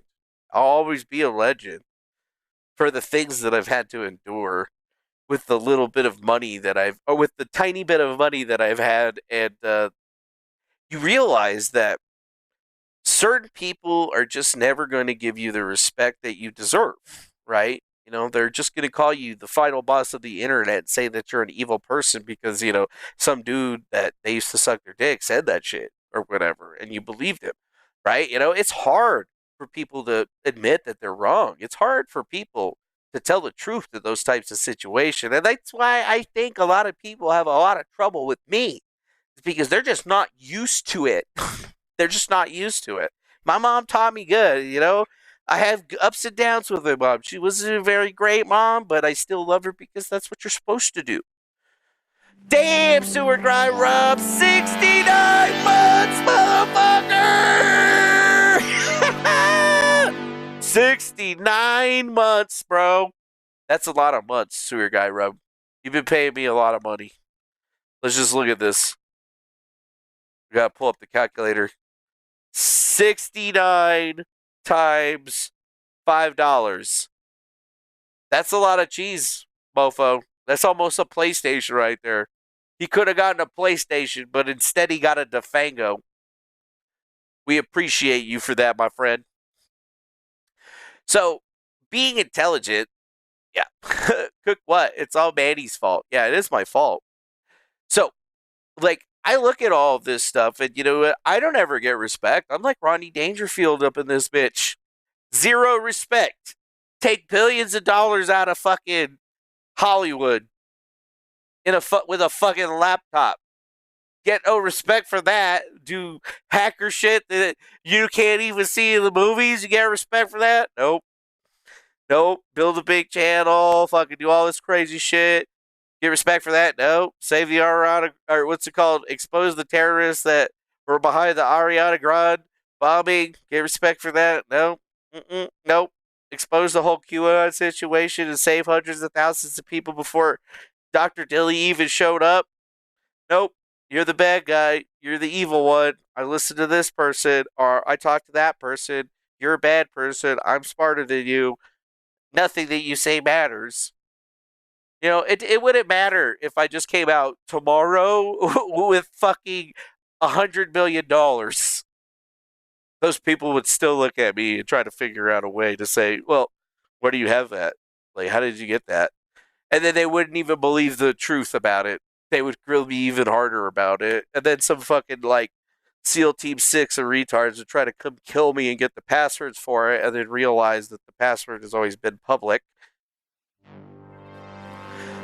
$199 from Teddy! Congrats, Sewer Guy Rob's on 69 a month. Amazing. Yeah, dude, that's the ultimate grifty right there, Sewer Guy Rob. MVP of grifting, right next to Cherie. The only reason Cherie doesn't get the MVP of grifting anymore is because she doesn't pay the membership anymore. If she was paying the membership, it would be official, but she's not paying the membership anymore. Sure, this is her fucking place. So, yeah, I think she still probably wins. I think she still wins. Yeah, actually, she still wins. She still wins. But number one on the channel. Number one grifty on the channel. 100% Sewer Guy Rob. 100% Sewer Guy Rob. But you know what? Cherie should be thanking me. Because even though she hated me there for a little bit, I still managed to pull all of it together and kept there and make sure that, you know, she could do it. And I think she had some realization probably today that, yeah, all that shit that I did for all that stuff, you know, it's worth it. It's not hard. Not one person should ever have to do all of that shit. But you know what? I'm the fucking guy that always ends up doing that shit anyway, because there's nobody else. And when God sends me somewhere, he's doing so because there's literally nobody else. It really sucks. There used to be a lot of us out there that were doing this, but most people, they've given up. They've given up on everything, and not me. I'm not giving up, dude. Not giving up on these people. Even though I hate them sometimes, I'm not giving up on them. You know, I'm just not giving up on them. And you got to realize is that bulliciding, all this hellacious shit that came together from this stuff really tells you a lot about, like, where these people's mindsets were. Because while they were all fucking doing this in 2021, what were we doing? Anybody remember? Not that. No. We were working and making ourselves better and going away and actually, like, doing the fucking work, dog. Like, I'll never respect a professor that hasn't done the work. You know what? That's it. I did the same work. Hell, I done more work. The volumes of the work that I have speak for themselves. And if you can't give somebody the respect that they deserve, or they're owed, or even acknowledge any of it, that's not a problem with me. It's a problem with you. You know what I mean? It's a problem with you. Nobody's trying to make fun of anybody here. This is all an unfortunate situation that never had to exist, you know? And is it my fault that I moved forward and told people the truth and, like, tried to stop all of this? No. Is it my fault that I'm not a part of this? Probably. But ultimately, we look at these people and it's like, We're looking at the literal bottom of the barrel, a place that no one ever wants to be, right? I've been slapped up next to these people, and you know what? I still have to deal with all this bullshit to this day. I mean, even then, you know what? Not very many people are fucking pulling up that paper anymore because after it's been thoroughly debunked by a whole bunch of other people and the people that were in it, right? Where they were just like, well, we had a loose association to you with this person or whatever, so you're a QAnon insider. And you're like, yeah, QAnon didn't run on Twitter, dumbasses. It ran on 4chan and 8chan. Like, you guys are researching the social media aspect of it, which is not how it works.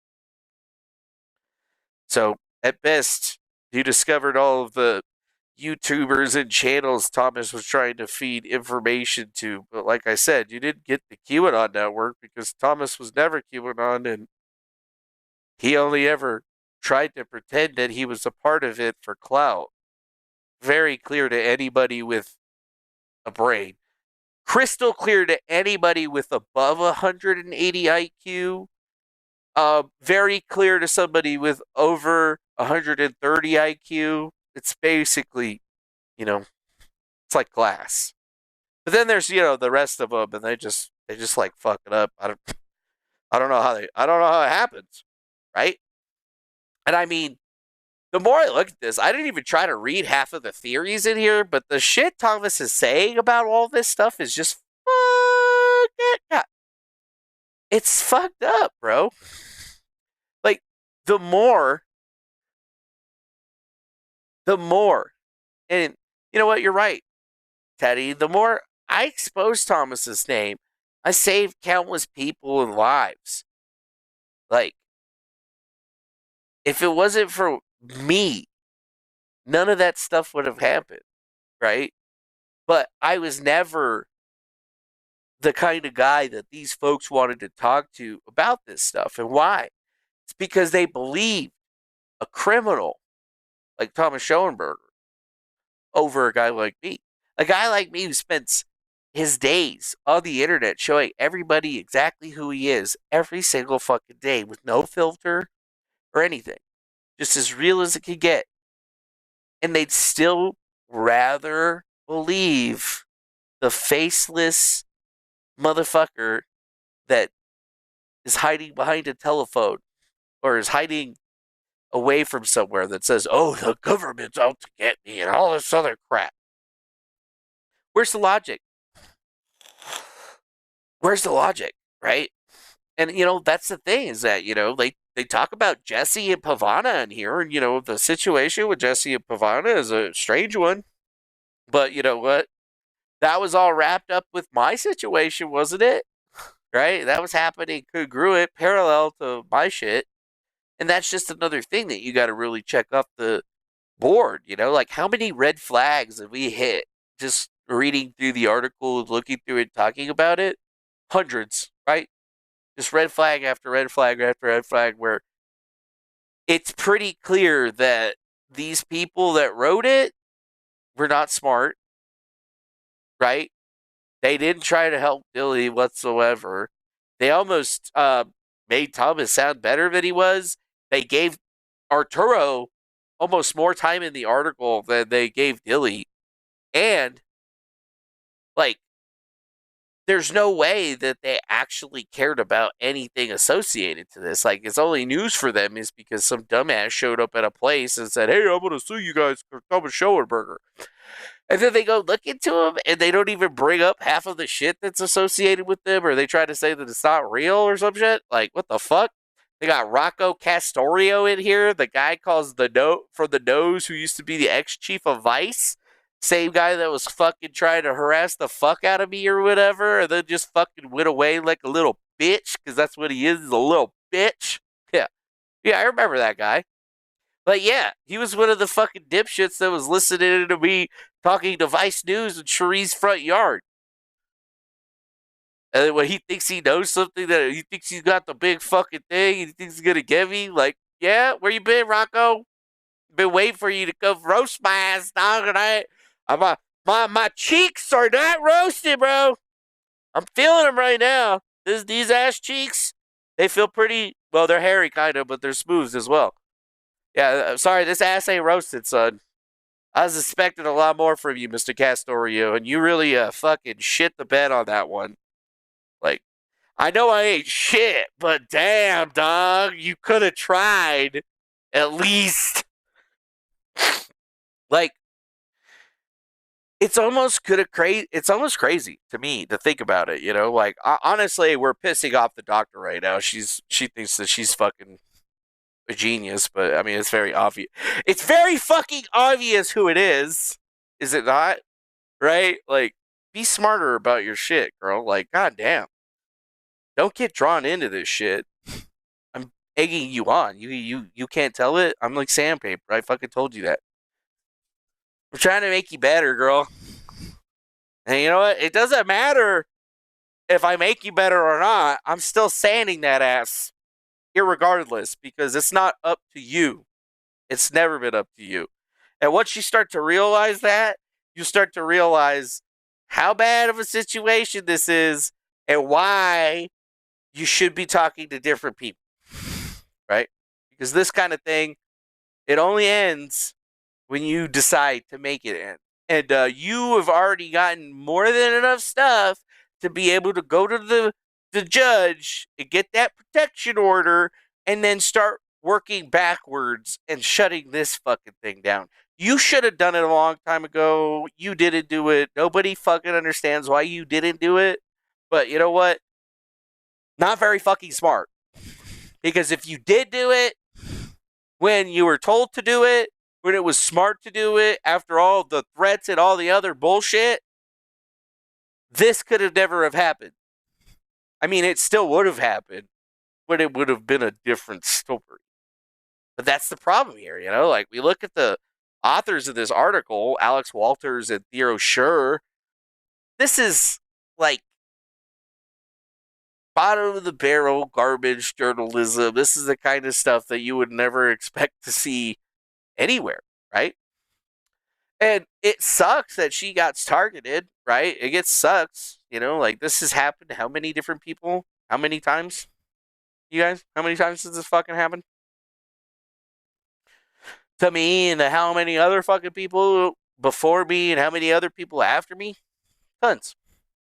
And even though it's all there, all out in the open, even the doctor can't get around them manipulating the narrative. And that's kind of what the point here is that Thomas and them totally manipulated this entire thing together. And if you can't tell that by now, I mean, I don't know what the fuck you're looking at, right? Like, this is never a smart idea to get done in the first place. I would have never spoken about any of this in any way. But when we read through all of this stuff, we got Mindy Waite and all of these other Thomas people all littered throughout the entire structure, and nothing seems to have done anything. Like, this is just really bad. Beyond Dilly and MSU, the lawsuit comes amid a broader crusade by Shoenberger, who has sent legal letters to a number of his critics in recent months. In his telling, the flurry of litigious demands is a way of reclaiming his reputation from a conspiracy of liars. The recipients, meanwhile, characterized the letters as a series of hollow threats designed to silence them. Nope. Oh, Terry Joyce Randolph, finalist on NBC's Last Comic Standing. Oh, yes, Thomas Schoenberger doxing her. Pavala Davis, Jesse Davis's wife, getting stalked by the Thomas. It all happened. I mean, dude, he just went after them, right? He stopped being able to go after me, and he just started going after all these other people, and it's pretty fucking clear as day, right? And instead of getting respect for, doing it the right way, right? Apparently we're still working with this guy, right? Or we're still part of his group or something like that. And I mean, what can you really do at this point? You can't change a person's mind. You just can't. And I mean, how many people have died around Schoenberger? whether big name or small names. I think I saw somebody, Sam Fullerton. There was fucking Zelador Petrov guy. There was that kid Zach. Shit. Fucking Isaac Happy. All these different people getting ran around. And you got to realize is like when you think about Isaac Cappy in respect to the situation, Thomas was all over my shit. Thomas was all over Cappy's shit. But with Cappy, he had hundreds of other dumbasses that were roping him into any and everything that they possibly could because they wanted to get his clout on their show. You know what I'm saying? And when we look at that situation, right, like how did Cappy get on Nathan's show? He got offered up by Thomas. How did Cappy find my show? He got offered up by Thomas. If you think about it, Thomas is friends with all of those fucking people, dude. Yet, him and his crew are the ones that run around saying that Corey killed Isaac or that I killed Isaac or any number of other conspiracies associated to it that, just don't even make any goddamn sense. Autistic Fuego 2 committed the Spaku. I didn't know that one. You can't change a psychopath's mind, but you also can't change another person's mind, right? It's harder to change a psychopath's mind, but then there's, narcissists as well. And, everybody's quick to call Thomas, a pathological liar, a parasitic narcissist, and a whole other host of things. He used to run around calling himself Saint Germain like he was going to gift Nasera to the world and fucking help people. I mean, that's just ridiculous shit, to be perfectly blunt and honest. But, it's like, how is Dilly any different than him? Instead of peddling his type of conspiracy theory, she was on the fence of the Russiagate conspiracy theory, which was 100% a conspiracy and not true in any way. I mean, the documents are out now. You can just cut that shit out and stop talking about it at this point. Because ain't nobody cares. We're all worried about the genocide that's happening in Israel. That's what we're worried about. We're not too worried about, the fake-ass Zelensky versus Putin war or whatever. We don't give a fuck about that. But, they're the same thing. They're just on two different sides. And that's why she targeted him and he's targeting her. And that's what they don't seem to understand is that they're really no different. And I mean, it probably sucks for her to hear that, but it's the truth, right? Like, you've been peddling lies and misinformation and disinformation about various things that have all been very thoroughly debunked and disproven, yet you still seem to move forward with it. I still had DMs with this lady where she's like, oh yeah, well, it's because you're a Russian stooge and you love Putin. And I'm like, bitch, I'm from Arizona. I ain't never even met Putin or, fucking, I'll see him on the TV. Like, are you serious? I mean, the only thing I know about Russia is fucking, you know what? I will show you what I know about Russia. Yeah, I'll show you what I know about Russia. This is all I know about Russia right here. This is all I know, but this is all I know, but this is all I know. All I know about Russia. You guys remember this shit? Yeah, shake that booty, shake that booty. This is all I know about Russia, and honestly, it can't be that bad. It cannot be that bad. Look at all them booties.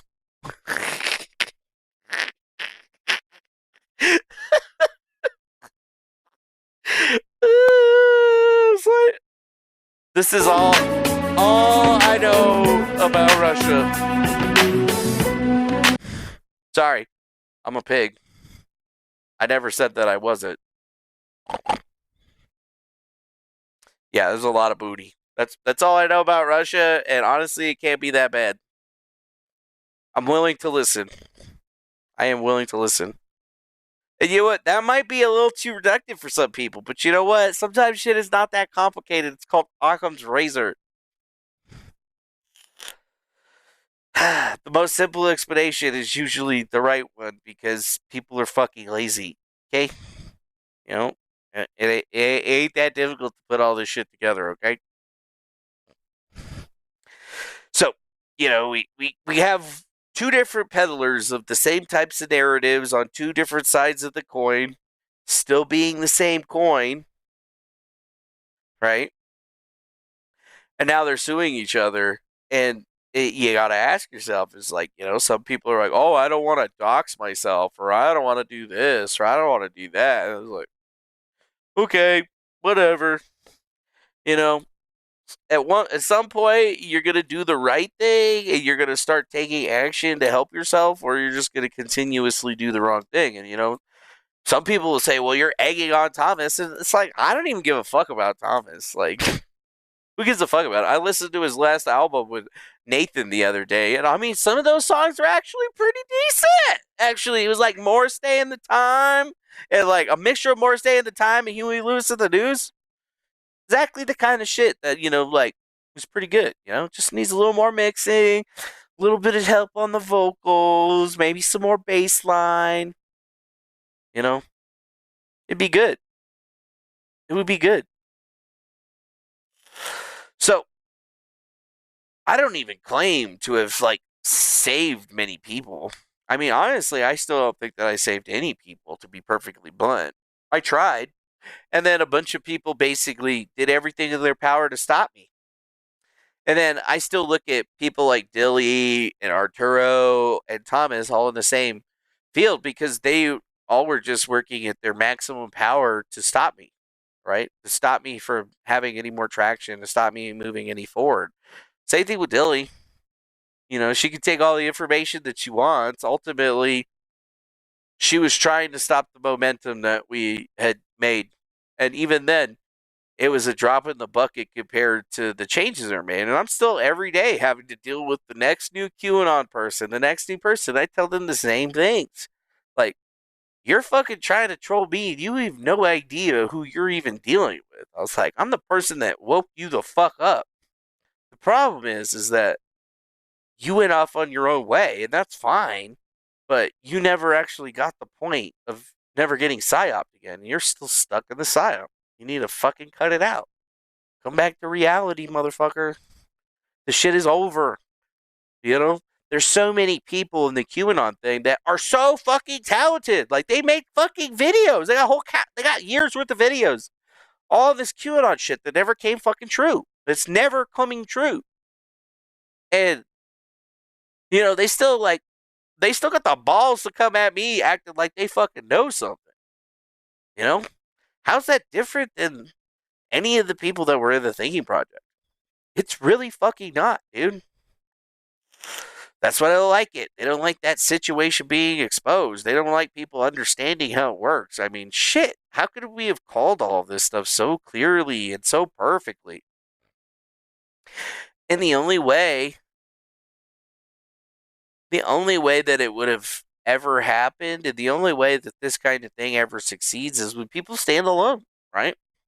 I mean, obviously, I stood alone, but I'm not a normal person, and I think that's pretty clear these days. I mean, there's people that try to argue with it, but you know what? They're just not educated to the facts.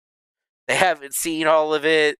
They don't understand being able to snap your finger and change a fucking traffic light. They're just never going to be able to get that level of things, right? Because to them, that just doesn't exist.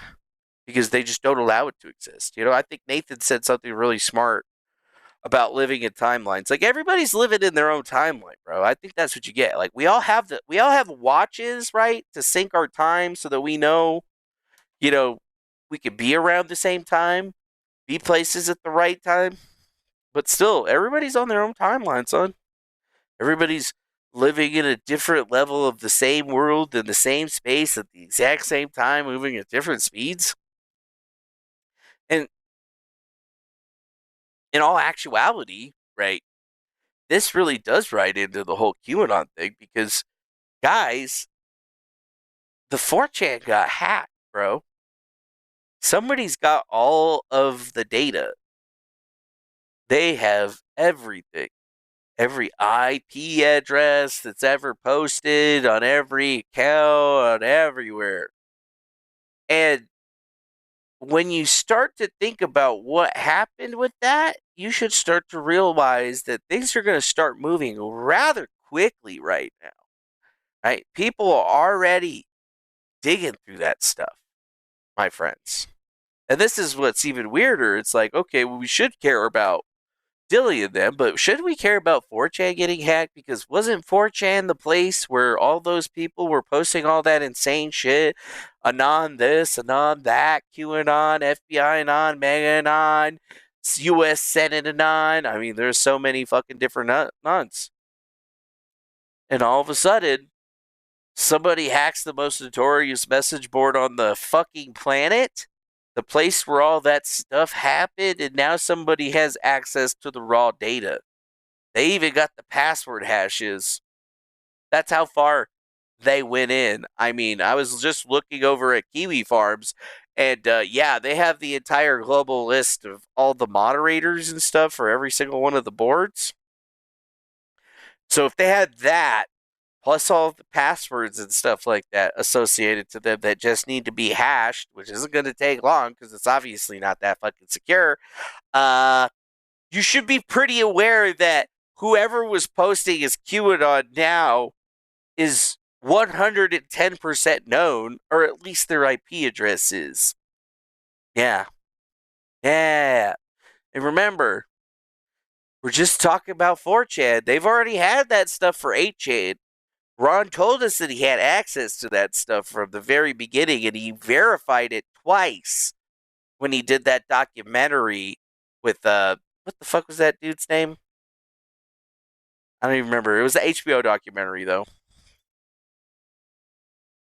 And that's correct. The Chuchan Japanese guy, Hiroki something or other. I think is it Hiroki? Hiroki Yamamoto. What the fuck was his name? I just tweeted about it. Sorry, he's got like a Japanese name or some shit like that, so it's hard to fucking remember. What's his name? What's his name? Let's see. Wait, didn't I fucking... Yeah, I just tweeted that. Did I tweet it? Oh yeah, I did right here. Hiroki Nishimura. Hiroki Nishimura. That's who actually owned 4chan at the time of all that, by the way. So.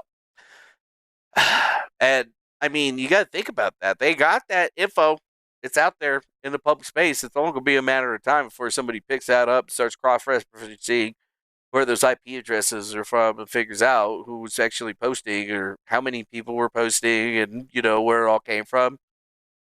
And do I look like I'm sweating? Why? Because I always knew this shit was gonna fucking happen, bro. That's John Jones in fucking Japanese. That's hilarious. Yeah, some people were trying to say that Moot wasn't real. Actually, they said that Moot wasn't a real person. I think it was, what's his fucking face? Some dumb fuck. It was the Google whistleblower guy. That fucking LARPy piece of shit.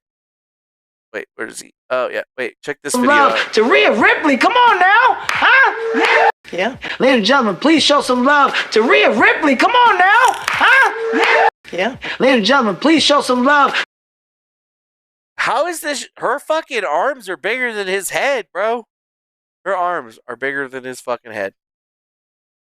Bigger than his fucking... Oh, right here. Yeah, Zach Voorhees, right? Fun story about 4chan, the creator of Moot was hired by Google. I went to visit him. It turns out he doesn't exist. What? He hasn't owned 4chan since 2015, and he's given multiple live talks standing in front of people. Like Christopher Poole. Yeah. That's him. And there's multiple pictures of him. And in 2015, AI that can make images and shit freely did not exist. So, Zach Voorhees, shut the fuck up. Nobody gave a fuck about any of your Google revelations. It was a fucking nothing burger, and you're a fucking joke. Shut the fuck up, okay? Shut up. He's not real. Yeah, Chris Moot is not real. Even though literally people have pictures of this dude jacking off. No, he's not real, though. Okay. Cool. He's not real. He's not real. He just stopped posting. Yeah, just stopped posting. So it just makes you wonder, dude. It makes you wonder. Makes you wonder. Because these things go hand in foot. If Shoenberger and his people all of a sudden are starting to get riled up into a hornet's nest, you probably know why. It's because one of their oldest mysteries on the internet would be there. Yes, he did, Teddy. Yes, he did. He did. He also used a couple other message boards back then, too. One of his favorite ones, though, was the Ninja Video Forums. He fucking loved that shit. He had a vision, man. Nobody could see it, though. Fucking digital money. Come on. Being able to pay ourselves and shit. That's a pipe dream. Nobody would ever buy that shit. You're fucking stupid, Satoshi. You're a dumb bitch. Anyways. The more we look into this, the more that I talk about it, it just makes me laugh because we're at the intersection of quite possibly one of the most interesting times on the internet because people are going to be getting put up, right? People that you didn't know that were on 4chan and doing all this shit are going to be getting run through AI. If you were posted on 4chan, you're ended up on the ADL's list, all this other shit. But when you look at this picture right here, doesn't that really, it just doesn't that look like Thomas right there?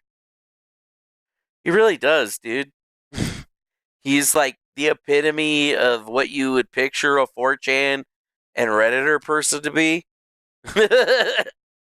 And yet somehow he still manages to get all of this play on the internet to the point where people are calling him a composer and a master puzzle maker and shit like that. Like, shit's wild, bro.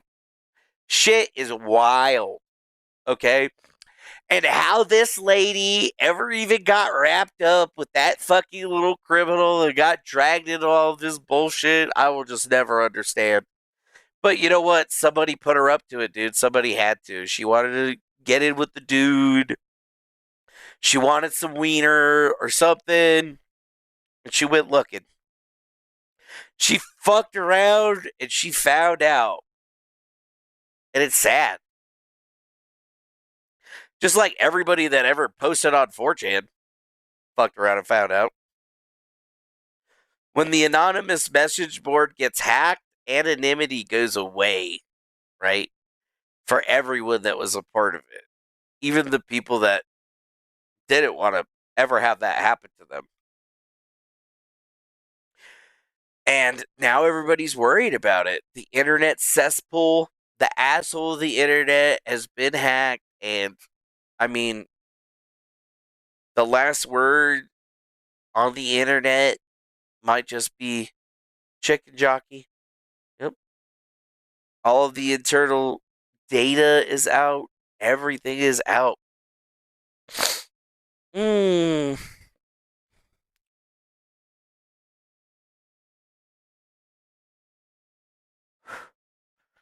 think about this. Every person that's ever been associated to any of this stuff has basically gone tits up, belly up, ass up. Right? Anybody that gets into this area gets their shit obliterated. Irreparable damage is done to their fucking person, their careers, and everything else. And the only thing that we can do is just look at it and laugh at this point, right? Because we're not a part of any of those lawsuits or whatever. I mean, would we help Dilly in her lawsuit? I'm not sure if we could. That's the thing. I feel like I don't even know if we could. I mean, I could probably help her shut that whole fucking thing down in probably 2 seconds. But, like, would she ever actually ask for my help? Hell fucking no! And I mean, Thomas, he's not going to ask me for any help. I mean, I don't want him to fucking talk to me. Although I did say that, you know, if he did want to come on to Nathan's show and talk to me, he could. But more or less, we were just fucking egging him on because we know that him and his boys are a bunch of pussies and they won't get on camera and talk to anybody. Because, like, the internet or whatever. And then it just makes it even funnier that, 4chan gets hacked. It's like, eventually, guys, you guys aren't going to be the faceless trolls to be able to do this anymore. And Thomas is more mad about not being to be able to be as faceless anymore and being as effective. Jason Goodman's still trying to verify Robert David Steele's death. Like, what the fuck, dog? He died. Like, what is it? What, do you fucking go to Mars with all the sex slaves or whatever? I mean, what the... Shit's wild, bro. Lunchy, I hear you drinking water. You gonna come over here? You come over here, baby girl? You been hiding? Chunky. Chunky monkey. She is my chi-chi, my baby. My sweet little puppy. I love my girl. Yeah. Y'all wish you had a beautiful chihuahua like Lunchy that just lays in your arms. Oh, you don't want to lay in my arms anymore? You're really fucking that shit up for me, Lunchy. You got heartburn or something? Did you eat some of the chili? You ate some of the chili, didn't you? Is your mouth all spicy? It's a spicy chili. Daddy made it spicy. It's a spicy. It's a spicy. Who boofed Steel? What the fuck? Alright, bye, Lunchy. I love you. Sweet puppies. The more time that you spend looking into these madnesses, I mean, you gotta think, dude, like, how many things have gone off on 4chan? I mean, besides QAnon and all of the other Anons and the people posting as Q before Q, because Star Trek, a lot of viral shit has happened on 4chan. A lot. Like, almost every single big thing that ever went viral on the internet came around from 4chan. Like, that's verifiable. Any of it. Fucking Gamergate. Where'd that start? Fucking 4chan. When you understand how that works and how that pipeline was created, we're really just looking at the 4chan pipeline. That's why I keep saying it's like Dilly, for however smart she supposedly is, she's pretty fucking stupid for not realizing that she wasn't looking at QAnon. She was looking at something far greater, right? She was looking at the 4chan effect, right? She was seeing how things get from 4chan to social media, but specifically looking at Twitter and not making the correlation or connection in between the fact that she wasn't looking at QAnon people. She was looking at the people that were looking at 4chan. And when you start to realize that data set takes a very, very different turn, because it starts to make a whole lot more sense, right? It makes sense in the way that this, like, when you look at 4chan and how it operated, it was very similar to the other forums like Something Awful. Like, people would post some bullshit and they would try to get attention on that bullshit. And then what they started to figure out is that if you had multiple different people or multiple different accounts, or even just had multiple different IP addresses so you could pretend to be different people, you could get things to go up pretty quickly, because people would see it on the forum board and then they would go share it with their friends. And back in the day, they used to just share a link so people went to the website. But through the advent and creation of social media, people started posting that stuff on Facebook, Twitter, YouTube, right? And for many, many years, unabated, for a very long time, a pipeline was created where viral media would get posted to some anonymous message board, and then it would end up going viral on YouTube and Twitter and all these other places, because people would extract it from one place and take it to another place. It was very similar in the piracy community, in the sense that, like, back in the day, you were either on Usenet and you had a bunch of friends, or you were getting public downloads from websites, or you were lucky enough to know about torrents. And during the heyday of piracy, they had public websites for torrenting, and then they had private websites for torrenting. There was a public Usenets, and then super ultra private Usenets, where everybody that was stealing movies and uploading them was uploading them to like silo sites that if you were in the know or a member of the scene, you could go there and get that media day one. And then what started happening, which created all of these people buying and selling accounts and invites to these private forums and trackers, people started extracting the data from it and then posting it so that they could get clout and clarity for themselves, right? So that they could get credit for it. And it created this new thing of these people that are focused on that instant gratification, dopamine rush in the now, right? Because they could then be like, oh yeah, bro, I'm like a fucking pirate. You want to watch that movie? I can get it for you. Yeah, I'm super cool like that. Fucking cheese dicks, fucking assholes, right? They exist in every fucking thing. And seeing how that happened all the time in piracy, and I was on the end where we were the guys that were taking all of the public or the private stuff and just putting it public day one, which got me a really bad rep from all of those pirate guys until they found out that I was the only one that didn't get fucking anything happening to me because I was literally the only one that doing it for free. That's why I have their respect and their infamy, is because they're just like, I don't understand why you wasted literal hours, days of your life, weeks, months, years of your life doing all of this stuff for nothing. You didn't make any money? You mean you were working at Jack in the Box and running a fucking empire? Yeah.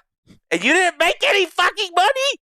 Yeah, I mean, the bills are a lot. I mean, I didn't pay those bills. The people who paid those bills got put into jail or whatever, not me. Dumbasses. Like, doing it for all the right reasons. Not for fame, not for fortune or anything. And even then, like back then we saw it. People were doing that. They were getting that stuff and they were trying to get notoriety and fame for basically for free. That's the way that they looked at it. And if you look at Shoenberger and how he operates, it's the same thing. 4chan's the same way. It's just a different medium, you guys. Like in the pirate world, it was like whoever has the most seeds and the newest drops or whatever is the king of the land. But, it only takes a couple of weeks for you to lose that title because some other guy is going to get the hookup and he's going to start getting all the fucking clips and videos and movies. But essentially, it's just the one clip that's just getting shared to a couple of people that gets shared to a bunch more people. And it's like, before you know it, it's fucking everywhere. You know what I mean? It's no different with 4chan. It's just, in 4chan, there's a culture that has evolved around it that most people, who just come to the site don't get. Is that everybody that's on that website is bored, right? Like they think that they're just the most evil people on the fucking planet and they're just assholes. And, they hate Jews, they love Hitler, whatever the fuck. But that's not even all of it. That's just like a teeny tiny part of it. Most of it is just a bunch of assholes and dumbasses that are bored on the internet and they see some funny shit on the internet. They're going to interact with it. You're going to get people that say positive shit, not positive shit, sage the fucking thread. And the whole idea is just to get enough people interested in your stupid, lame ass post or whatever that it might eventually go viral one day. And that's the idea behind QAnon. That's the idea behind all of the other Anons and exactly how that they work. I mean, I didn't just like fucking think this up over one night. This is years and years of study on how these trends move and operate. And like the data behind it speaks for itself. I mean, you could pick any number of things in the last 15 years that have gone viral on the internet, and almost 99% of them probably originated in some way on 4chan or the Something Awful forums, depending on what year you're talking about. So, I think a lot of people forgot that, Tilly never saw that when she was looking into all of this stuff. And, when you don't have that piece of the puzzle, it just doesn't really make sense, right? But why does anything get popular on 4chan? Because a bunch of bored people are just egging that person on because they want to see how far they're going to take it. That's what it is. That's the mechanism that drove this entire machine, was the mechanism of boredom. That's why it only takes a laptop to get people to do anything. It's a euphemism. It only takes one person with one half-decent or half-baked idea that could be plausible for something to go viral, right? And then all it just takes is a couple of people. You just got to get it to a certain amount of looks, and a certain amount of looks and eyeballs. And eventually people are going to take that content out. They're going to traffic it on other social media sites, and then other people are going to start sharing it, making videos on it. And then before you know, it's fucking everywhere. It's happened so many fucking times that it's almost ridiculous that somebody would not be aware of it at this point, because it's just happened. And that's why it's almost the end of an era at this time, because, the shit got hacked. Now, all of those years of data where people were creating these things and doing it, they got it, for at least a few years. They don't have all of it, to be honest with you, but I guarantee you it probably goes back for at least the last 10 years.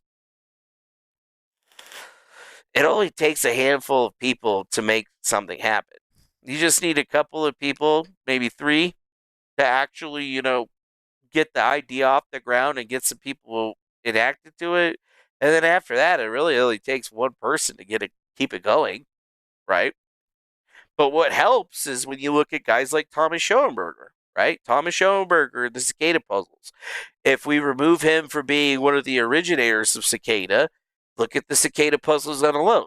Where did the cicada puzzles get posted? They got posted on 4chan. Did they not? Where were all of the years that it got posted, everything? Where did it start? 4chan. And what did they do?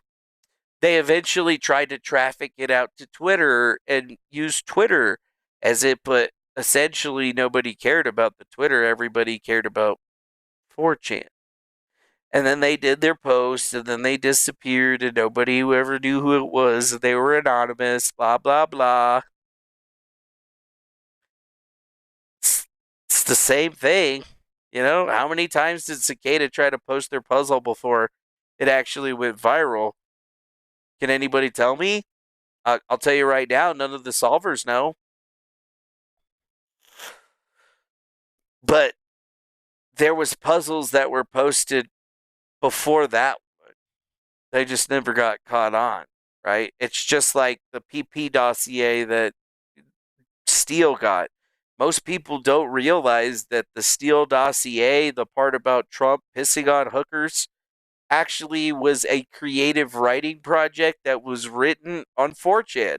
So that thing that made it into the Steele dossier that, eventually blossomed itself into fucking Russiagate started on 4chan. There's still websites that have the posts available for people to go look at, where there was some dude on 4chan posted about Donald Trump pissing on hookers or whatever, and that was the basis of information that made it into the dossier. It didn't exist anywhere else. Nobody was talking about it other than that one place. And some of the stuff was almost verbatim. It's a copy pasta. And that copy pasta from 4chan made it into that document, fusing GPS, fucking Steele dossier, all that bullshit, Russiagate. It all started here, guys. If it wasn't for 4chan, that shit would have never happened, because that dumbass wouldn't have had nothing and then went to 4chan and made it into something. Guccifer 2.0, right? Guccifer 1.0. Start thinking about this rationally, guys. This is the vehicle. This is the place where it happens. This is the place where everything all starts. This is the place where all those people congregate. And they've only just recently expanded themselves into using other social media platforms. Thomas posts videos, fucking all kinds of other people post videos and shit. And you got to start coming to this realization that, the internet is not as big as you think it is, right? It's actually very, very fucking small.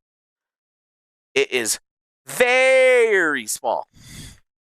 And you're only going to start, you're only really going to understand that until there. Somebody said Thomas posted a new video. Where do you post a video? Where is it? Did he post it? Is it a short? No. Video? Playlist? I don't see no video. Oh, Freedom Publishers Union. Oh, I remember that guy. That fag.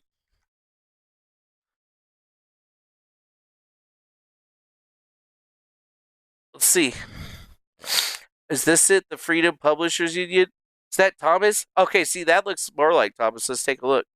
That's from 2023. Hold up. Yeah, dog. November 17th, 2023. Like, and this account hasn't even posted something into for a fucking year. Yeah. Cool. So, now that we have this all into perspective and I've pissed off the professor and everyone else associated to this, where do we go from here? I'll be honest with you, I don't really know. It's pretty fucking wild to see all this stuff bubbling back up to the forefront and seeing people talking about it and like acting like it's like a big thing, but in actuality, this is kind of, it's a nothing burger, just like every other nothing burger here. It really doesn't give us any new information, doesn't give us any old information. It just is an interesting lead on because we have like this knock on effect that's happening where this article gets put out and then 4chan gets hacked. And, it's a little weird to me that people are more focused on the whole Thomas Shoenberger situation and not looking at the bigger looming beast in the room because, well, now somebody's going to know. They got to know, right? Somebody got to know now. So, it's anybody's game to figure out what's actually going to be coming down the pipeline, guys.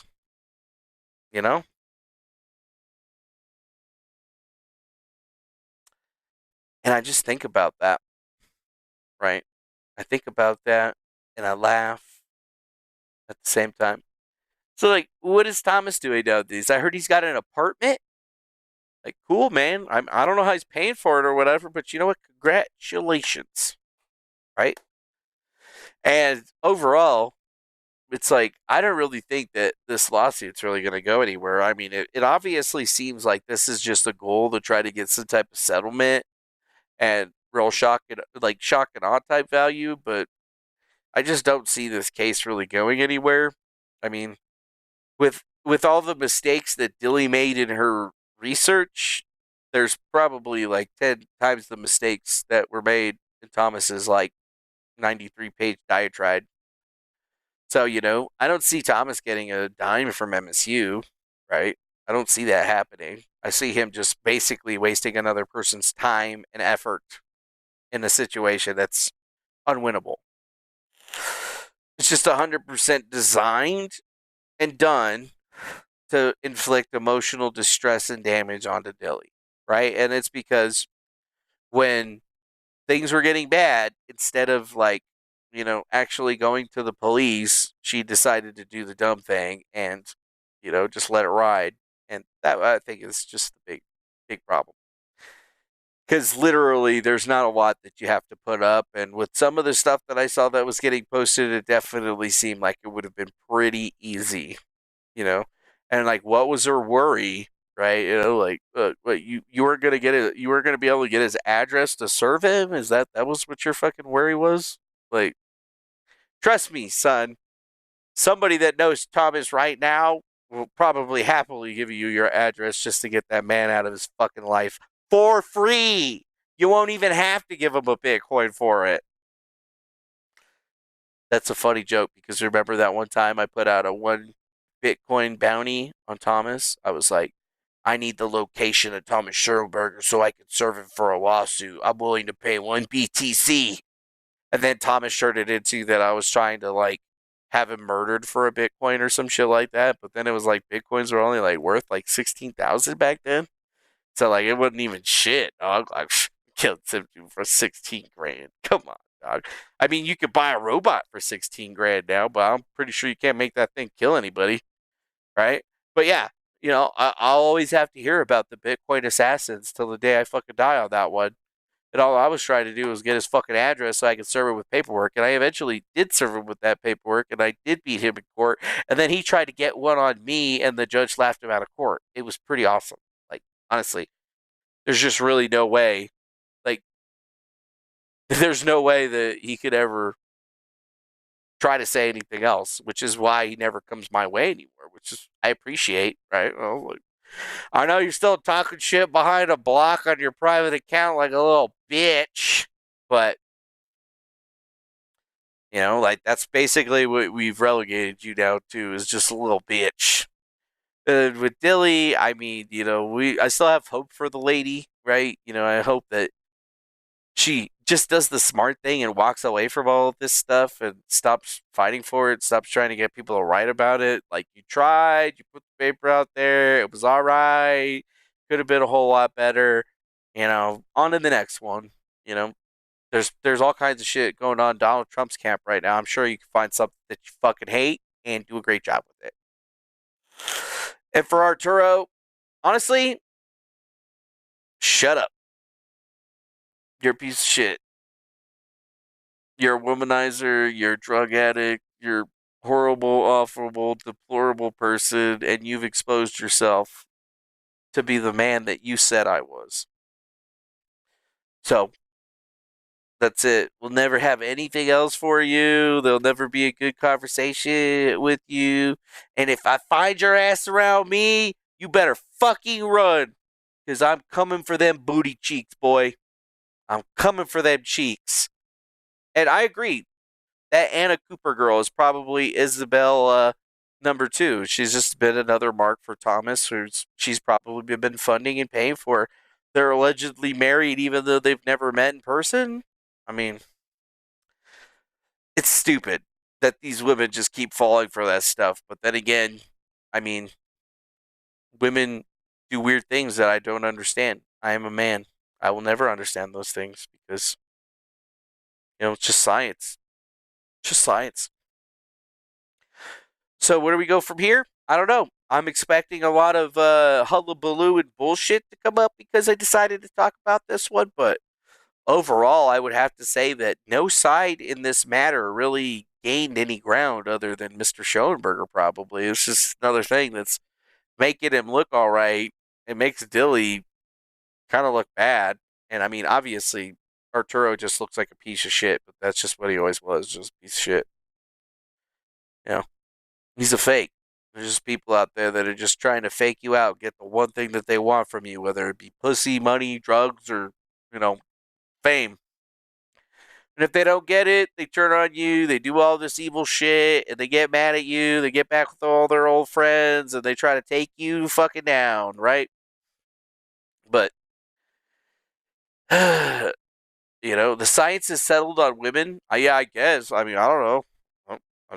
They got boobs. They have the kids. I don't understand them sometimes. I don't understand, what drives them. Like, what drives them to guys like Thomas Schoenberger and Arturo. You just got to say some nice shit to a lady and bullshit her until you get that shit. Like, I can't do that kind of shit, man. It's just not built into my character. Like, I can't do that shit. Love? Yeah, love my ass. Yeah, they don't know what love is. They just do what they're told. Love. Like, that's not love. Part of it being an intelligent person is having an emotional intelligence. And if your emotional intelligence told you that there was some kind of love between you and these people, like Arturo or fucking Thomas, like, babe, that's not love. And if that's how your love was in your relationship before, then, explains a whole fucking lot. Explains a whole fucking lot. That's not love. Not love. Right? And that's the thing, is like, I think a lot of people freely give themselves love or looking for love or just trying to find love. But, I don't think that you should be finding a love. I think you should be finding a partner that you love. There's a difference, right? It's a huge difference. And sure, you can get in with the dirty, rotten scoundrel or whatever, but it's all a learning experience, I feel like, right? I made it out. I'm doing all right. I mean, things could be fucking better, but things could also be fucking worse. So I'm pretty good with where I'm at right now, to be honest with you. I just need to make it through and finish paying off all my bullshit. Maybe we could actually be like a regular person. I mean, I'm pretty much a regular person now. I've always been a regular person, really. But I feel like, I'm a contributing member of society and I'm doing all the society stuff. Getting max points in society right now.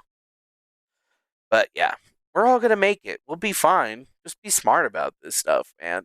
Notice how people are going to be making videos about some of this stuff. It'll always be the same characters that are talking about it. And, we can't discount what's happened to other people. I used to be very mean about that stuff because I just honestly didn't have any fucking time or bandwidth to care about whatever was helping and everybody else. I mean, I literally sat there and told all these people that this shit was going to happen, and they were like, fuck you.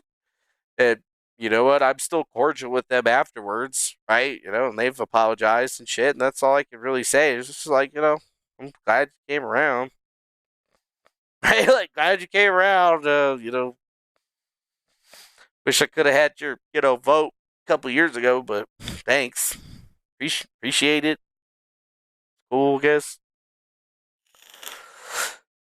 I'm just a solver of problems. I like solving problems. I like complex problems, and this is a complex problem that I wanted to solve. But you know what? Nobody would give me the time of day, right? And that's what makes me think that it was just never a problem that was meant to be solved, right? These people didn't want a problem to be solved.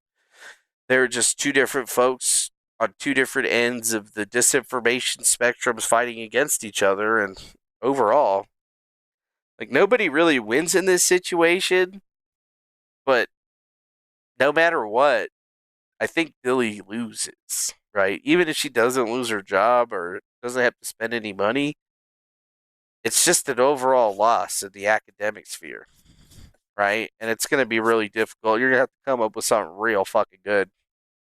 Yep. Uh-huh. Mm-hmm. Mm-hmm. Yeah, maybe we could actually go treasure hunting. I have to get the Starlink and set up a bunch of stuff. That's good, I guess to round it out for today, it's like, what else has been going on? Okay, so work. Been working my proverbial ass off because there's just so much shit to get done, right? And I got a lot of stuff done. I got the network all situated. I finally ripped out the old network and installed the new one, like on Sunday. And everything was working pretty good until I took out the old firewall, and then everything broke. So I was like there for an extra couple hours trying to fix all that shit.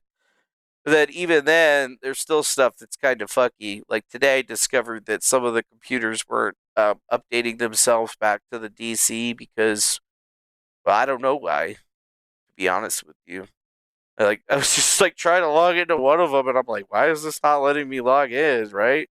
And then I go, and it's like still on the old fucking DC, and I was like, but I fucking forced the GP update, and then it was still on the old network, so everything should have updated, but half the fucking computers did it. So now I get to go in tomorrow and have to, go back to every computer and repair them. I was doing it with the Ninja One software that we use, but some of the scripts weren't working, so I figured I might as well just go like walk up to every computer and verify it, because why the fuck not?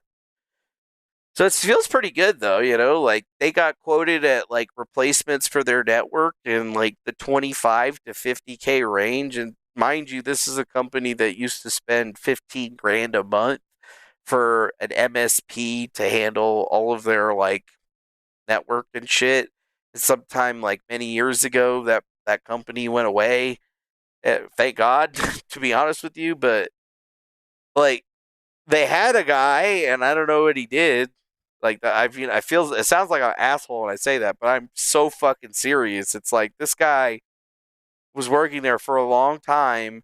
and I guess he was fixing shit and stuff, but like, he didn't like secure anything. He didn't have access to anything, and he just kind of like coasted the entire time. And then I show up, and then I'm like literally social engineering my way into getting access to accounts, like calling Microsoft and shit, like calling the phone company and having to get them, like calling businesses that we paid for software from, and being all like, all right, this is gonna sound fucking crazy, but this is my name. I work for this company. I'm the new IT administrator. Uh, this is the old person that used to run it, and then this is their name. They no longer work with the company, and basically, I'm trying to get access to this shit, but like, I can't find an account. I know we have this software. I mean, I can give you whatever you need, probably. You just tell me what you need so that we can verify this, because I need to get this fixed, right? And I did that a bunch of times. And then, fixing phones and shit. But it's crazy, like they were spending so much money on this stuff. And I think that for all the network equipment that I bought like $8,000. It was $8,500 worth of equipment and cabling, right? And then I got it all swapped out at about an 8-hour period, with about another 2 hours, maybe 3 hours on top of that for troubleshooting and shit like that. But, it's like a pretty thing. And I did it with a bunch of Unify gear because I knew that it's pretty good. It's much cheaper than a lot of the other stuff, and it does all the same shit, right? Like, we just needed new shit that wasn't 20 years old, that, was stuff that I was messing around with when I was in fucking high school. You know what I'm saying? And already everything is working a lot better. I feel a lot better. I'm not going to have to spend as much time doing some stuff like that, but it ain't over. Like I just got a quote for doing door security, because we have to get door security installed, badges with key cards, fucking door locks, and it's all got to be networked together with cameras and stuff. And that's the next thing that I'm going to have to do. And I've just been like looking at what I'm going to even have to fucking pay. And I mean, it's fucking wild, bro. Like these guys that I wanted them to do 10 doors. 10 doors. So they wanted to do 10 doors, 9 cameras to cover the 10 doors. One of them was a 360 camera because 2 doors are right next to each other. They wanted like $25,000. Plus, we still had to pay somebody to install it. I got the quote today. And, I was like bullshit with them a little bit. Like, okay, yeah, cool. So, like, I went through, and then I was like on the Unified thing trying to figure out what it would cost me if I just went and did it all myself. So, that's what I'm looking at right now for everything that I need to do. $6,701. And we just buy all that shit, and then I gotta fucking spend. This is gonna take me a little bit longer, because it's not just networking equipment. I gotta run fucking cables, and I gotta have conduits and all kinds of nonsense. Like, this is gonna be a job. Like, I'm gonna actually probably need somebody helping me. Like, I'll do all of the networking shit, right? But I need somebody to go at least flip all the fucking door locks. You know what I'm saying? And install the bag holders. Yeah. Does your hacking skills help in the normal world? Yeah. Well, yeah, I know how to hack, but I'm not a hacker because, like, I've never, like, hacked anyone, because, like, hackers are people that hack people without permission. I've always had permission to do everything that I did. And at my job right now, like, I've legit had to hack into computers, right? Like, I had to change passwords or figure out a way of getting the computers that I did not have the password for. So I had to use ways to hack into them, right? Or if we had like some piece of software or whatever that we no longer had access to, that, we needed some kind of code or something like that, I had to figure out how to get that code, or, break the system in a way so that we could just use it without the code. Feel me? So you think about that, like, this is a lot of stuff right here. This is what I was looking at. So some door readers, check these things out. These things are sick. It's got a proximity sensor. It can unlock when it sees your face, right?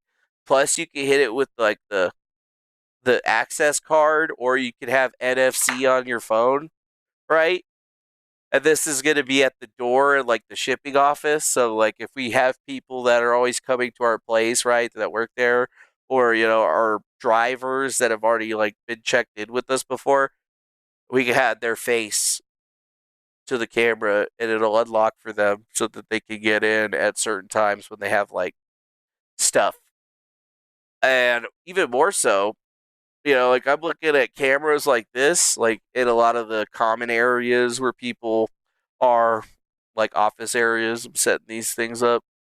But, just the fact that it's just so much cheaper, dude. Like, these guys were saying that they wanted $25,000 for all the hardware and shit for just doing the stuff that we wanted and all the programming, offering up the software. And yeah, I got 69 items in my cart, and I mean, for what they're fucking asking, I could do all of the fucking doors. You know what I feel? You feel me? I could do all the doors. Actually, I'll just update this cart right now while I'm sitting here. So, like, if I did it, I would need 24 of those. Copy that, actually. 24 of those. Not 244. 24. 24 of those. 2 of those. Probably need another roll of that. It was 4, not 44. 4 of those. 24 of these. And then I would need like 5 of those. Probably should get another one of those. Leave that there. So yeah, the price goes up significantly, almost double, right? And that's just for all the doors. I don't have all the cameras in here. Actually, now that I'm realizing it, I don't have all the cameras in here, so I need to go back, continue shopping. Camera security. I want the fucking advanced AI, but I'm just gonna get the $199 bullets, and I need a shitload of those. So yeah, I think I would need. I think you counted it out, 54. So like, this is where I'm at. Like, I've been taking all these fucking meetings with this company, and this company wanted to charge me $25,000 just to plus installation, which would have been like another 5Gs. So $30,000 to install 10 doors. But if I turned around and just did it all myself, which is going to take me a while, it only cost me $23,000 in hardware, which I think is a significant savings, right? And then most of this stuff is just stuff that I'm going to install my own. So it's like if I put a card reader on every door on the outside of the building, plus some doors on the inside of the building, this is basically what it would be talking about. A little bit more, because I need probably like maybe like 3 of those right there. And then we'll say 55 cameras. Probably need a couple more of these PoE injectors just to be safe. Actually, I don't need that. Yeah, I think that's pretty much it right there. Oh, wait. Oh, 24 of these, because I need a button on every door. So yeah, about 25 Gs. So I see it as being pretty good. If I was still contracting, I could charge like double for that shit or whatever. But these people need it. This is a family, is a Gold Star family of America that's literally been around since 1942. They need somebody that fucking gives a fuck. They need somebody that just does shit, even if, like, they just need somebody so bad over there. It's like crazy. So I'll be there until they get rid of me. And then, I'll just go on to the next one, because when they get rid of me, that just means they don't need me anymore. You know what I mean? But I'm just going to get as much fucking shit done as possible. And it's just kind of nuts to think about it. Like, I've been working there for almost 3 months. I'm almost at my 90 days, right? And new website, fix the dashboard, SSL encryption, did all this work to get this TISAX certification that I haven't even fucking shown them yet, ripped out the entire network, started a new one, fixed all the fucking computers and shit. That's seriously, like, at least a year's worth of work. But compared to my predecessor, that's like 7 years worth of work, because that is shit that he could not do for the entire fucking time that he was there. Obviously, the only reason I don't put the company up or show it or whatever is because I don't want people harassing them. But I'll fuck up eventually, and you'll figure it out. But it's a foundry. We make things out of metal. I mean, I don't make things out of metal. I don't, I don't, I don't know how to do that. I'll know once I get finished with all this networking bullshit and get the network all secured. I'm definitely gonna learn the rest of that shit if I'm still around. But just really weird. Like it makes me feel good to go do all this stuff because I know it's stuff that other people would just be like, "No, I would run away. I wouldn't even try to take care of it." And I'm like, "Me? Nah." I'm just like, at this point, I already know I could do it. I just want to know how good I could do it. Right? Make a log sword? Yeah, I could make a log sword actually. Mostly though, we make parts for trucks. Peterbilt. Yeah, so we make these. So we make parts for Peterbilts, which technically is PACCAR, right? Because like Peterbilt and a bunch of other truck manufacturers now are basically just owned by one. So our company, we make parts that go on the engine, on the exterior, hold on the gas tanks and shit like that. But when you look at it, they got the PACCAR engine in there. We make parts for that. Technically, that's what we make. That's what we do. And I ultimately want to build a robot. Like, actually, you see this truck right here? So if you look at that truck right there, the old Peterbilts from 1939 and one, this is a one of two that was built. We actually have a picture of that at the office because we fucking built that shit right here. This one right here, the 1964 Peterbilt flatbed in Oakland. This is one of the trucks that we put parts on. That literally some of the parts that are still on the truck are parts that were made by the people that some of them still fucking or most of a couple of them died, but some of them are still actually fucking around, which is insane to think about. So yeah, if you ever like looked at any of these trucks or whatever, if you see one of these things rolling down the road, they made that shit. Like the shit that holds on the tanks, shit that goes all throughout the entire fucking engine. It's actually pretty nuts, dude. Yeah, cool looking trucks. We also make tools for this company. Rigid, wait. No, what the fuck? Okay, I'm really starting to hate this fucking keyboard. Yeah, Rigid Tools. They also make stuff for this company.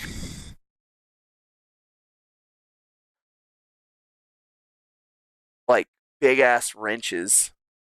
Yeah, these. We make these. That's exactly what we make. All these wrenches. Every single one. Whether it's a strap wrench or a fucking offset pipe wrench or a regular pipe wrench, all these fucking wrenches make all of them. Yeah, we have a rigid shop vac too. Those are pretty good. They're pretty good. We used to make parts for Snap-on, I guess, too, back in the day. But I believe that Snap-on and Rigid have some sort of like interconnection. I don't know. We got all kinds of stuff that they're trying to get. I mean, I don't know much about that sort of thing, to be honest with you. I'm just there to fix the network, but they needed it. I fixed it. Now onto the other thing. Yeah, like we make a pipe wrench that's fucking long as fuck, dude. It's big. It's so fucking big. It's almost ridiculous how big it is. I have it just sitting by my door in my office because we're a no gun facility or whatever. So, if somebody tries to come shoot up the place, I'm going to throw a fucking wrench at them. And they're going to get a hole in them. Be throwing that wrench. Best believe, son.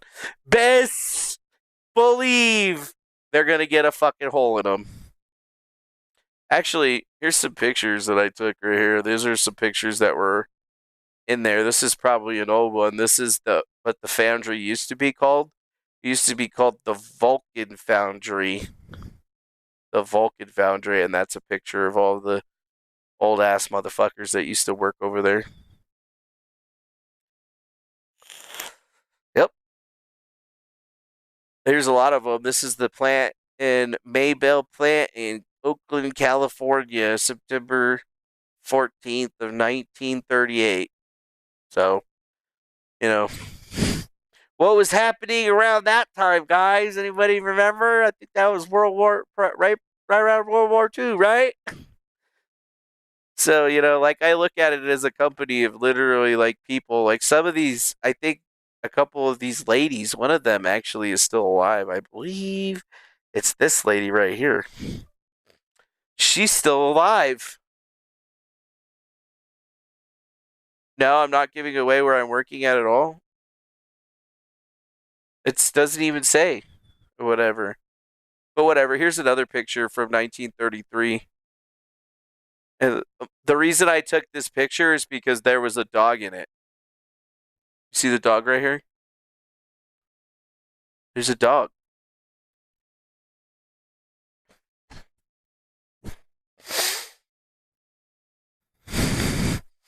Your pappy slept with the pipe wrench under his pillow? Really? Yeah, dude, pipe wrench? Don't fucking sleep on a pipe wrench. You fuck some shit up with the pipe wrench, dog. You will fuck some shit up with the pipe wrench. Don't even trip, homie. Don't even fucking trip, homie. Actually. Oh boy. Oh boy. I think I actually had a video of this. Wait, no, that's not it. Me messing with the pipe wrench. Oh yeah, here it is. I think this is it. This is this fucking machine. I actually had the guy from Zeiss out today. You know, we only spent like 20 fucking grand to get them out there. I mean, I spent more money getting maintenance on this fucking scanner than I did on the entire network swap that I did. That's just a perspective. Now, oh, you're gonna fucking play now after I back Mr. out of Scanner, it. You better update the firmware. See? Rigid I wrench. have no problems. It's a rigid. Everything's gonna be okay. See, it's a rigid. Okay?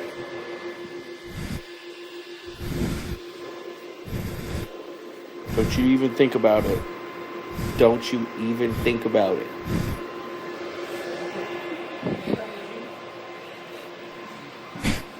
Don't you think about it. Yeah, I know threatening a fucking inanimate object with the wrench doesn't seem smart or whatever, but when the machine is worth that much, yeah, you're gonna fucking make sure that it works. And then if you want to know what that machine does, this is what it does. So it's a 3D scanner. You could put like something on the turntable and then it'll scan it, like taking pictures of it, and then it turns around and builds a model out of it. And then you could export it in a 3D mesh. But what we use it for, well, mostly what we use it for is for quality assurance. So, like, we can take parts that have been made, and then we can scan them, and then measure all of the different portions, and it tells us, you know, like, where problems and stuff could potentially be. But yeah, this is pretty much the exact setup that we have. We have this turntable right here, plus the scanner. They also have it where it goes onto like a robot.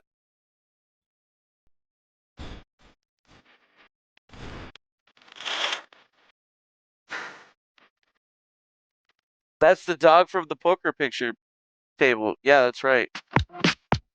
I work at this place because I realize what it means and how American it is. It's one of the most American companies that you could have ever worked for. This is the next thing that we're going to do because we already have the robot arm. I just got to figure out how to actually make it work.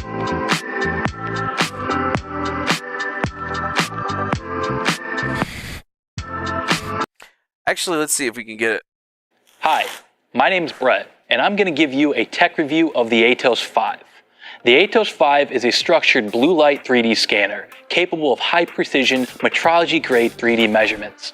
Make sure to watch this video to the end so you don't miss anything about this amazing digital twin technology. So, let's get started.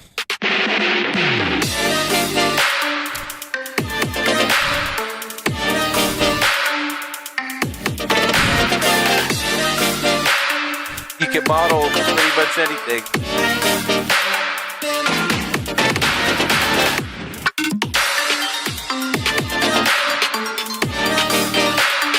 Incredibly complex projects. It features an industrial housing enclosing the optics and electronics, which protects the ATOS 5 from environmental factors and maintains a consistent operating temperature, keeping the sensor low maintenance and error-free. The self-monitoring system ensures process reliability and automatically detects sensor calibration. What the fuck? That was a kind of... and unwanted movement. It also automatically recognizes environmental changes and verifies your measurement accuracy. The DLP projector unit in the center contains an extremely bright blue light source, making it easier to see the structured pattern on your tough surface conditions.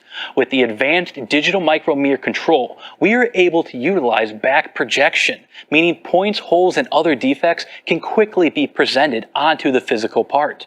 Innovations such as the blue light equalizer provide a speckle-free experience for enhanced noise reduction, and the high-end cameras ensure accurate 3D data capture for every scan. Accuracy levels do depend on your part in measuring volume, but the ATOS 5 is capable of achieving single-digit micron accuracy with its smaller measuring volumes. It is good practice, though, to benchmark your part and your environment with any technology you are researching. So the ATOS 5 has two high-end cameras that come in 8 or 12 megapixel configurations. With a refresh rate of 100 frames per second, the live tracking feature allows us to reposition parts in real time. And you can also introduce the option. Oh, you guarantee you, if fucking Russian booty girls came to the United States, I would 100% trying to be blue sky blight scanning them booties. Yup. Of a touch probe for measuring deep holes and features you can't access optically. So imagine a handheld CMM.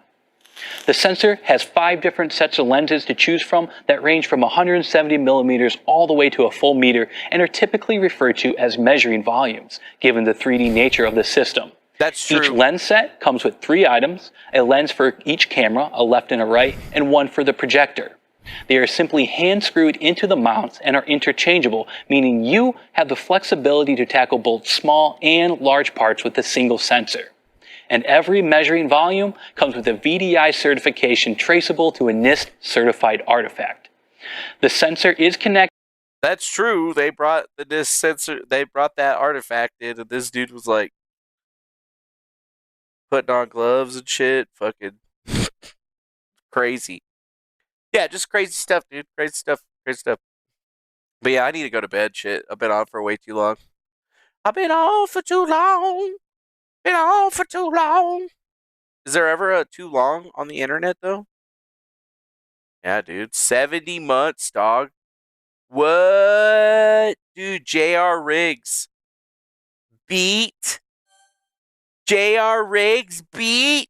Almost, dude. Look at that. 5 years, 15 months, 13 days. I think he's got Sewer Guy Rob beat by a month. Got you beat by a month, Sewer Guy Rob. J.R. Riggs, number 1. Number 1, J.R. Riggs. You're number 1, J.R. Riggs. No, you are. Well, that's it. I'm done for the day. We got all this cool shit that we're doing at work, making shit happen. And yeah, that's basically it. Thomas is back in the news. I'm glad that I'm nowhere near any of that shit, but I still had to talk about it because it's what you do. You talk about things. You share the knowledge, share the wealth. Although, what kind of wealth that is, I do not know. But what I do know is that the show is now over. You may now vacate. The best worst show on the internet has finished. We appreciate you joining us today. Make sure you hit that like button, subscribe, share this with your friends, and Damn, I hope you're ready for all the fireworks that are going to be coming out of this bitch, because there's going to be some fireworks. There's going to be some fireworks! Okay. Well, bye. See you later. Au revoir. Bonsoir, bitch.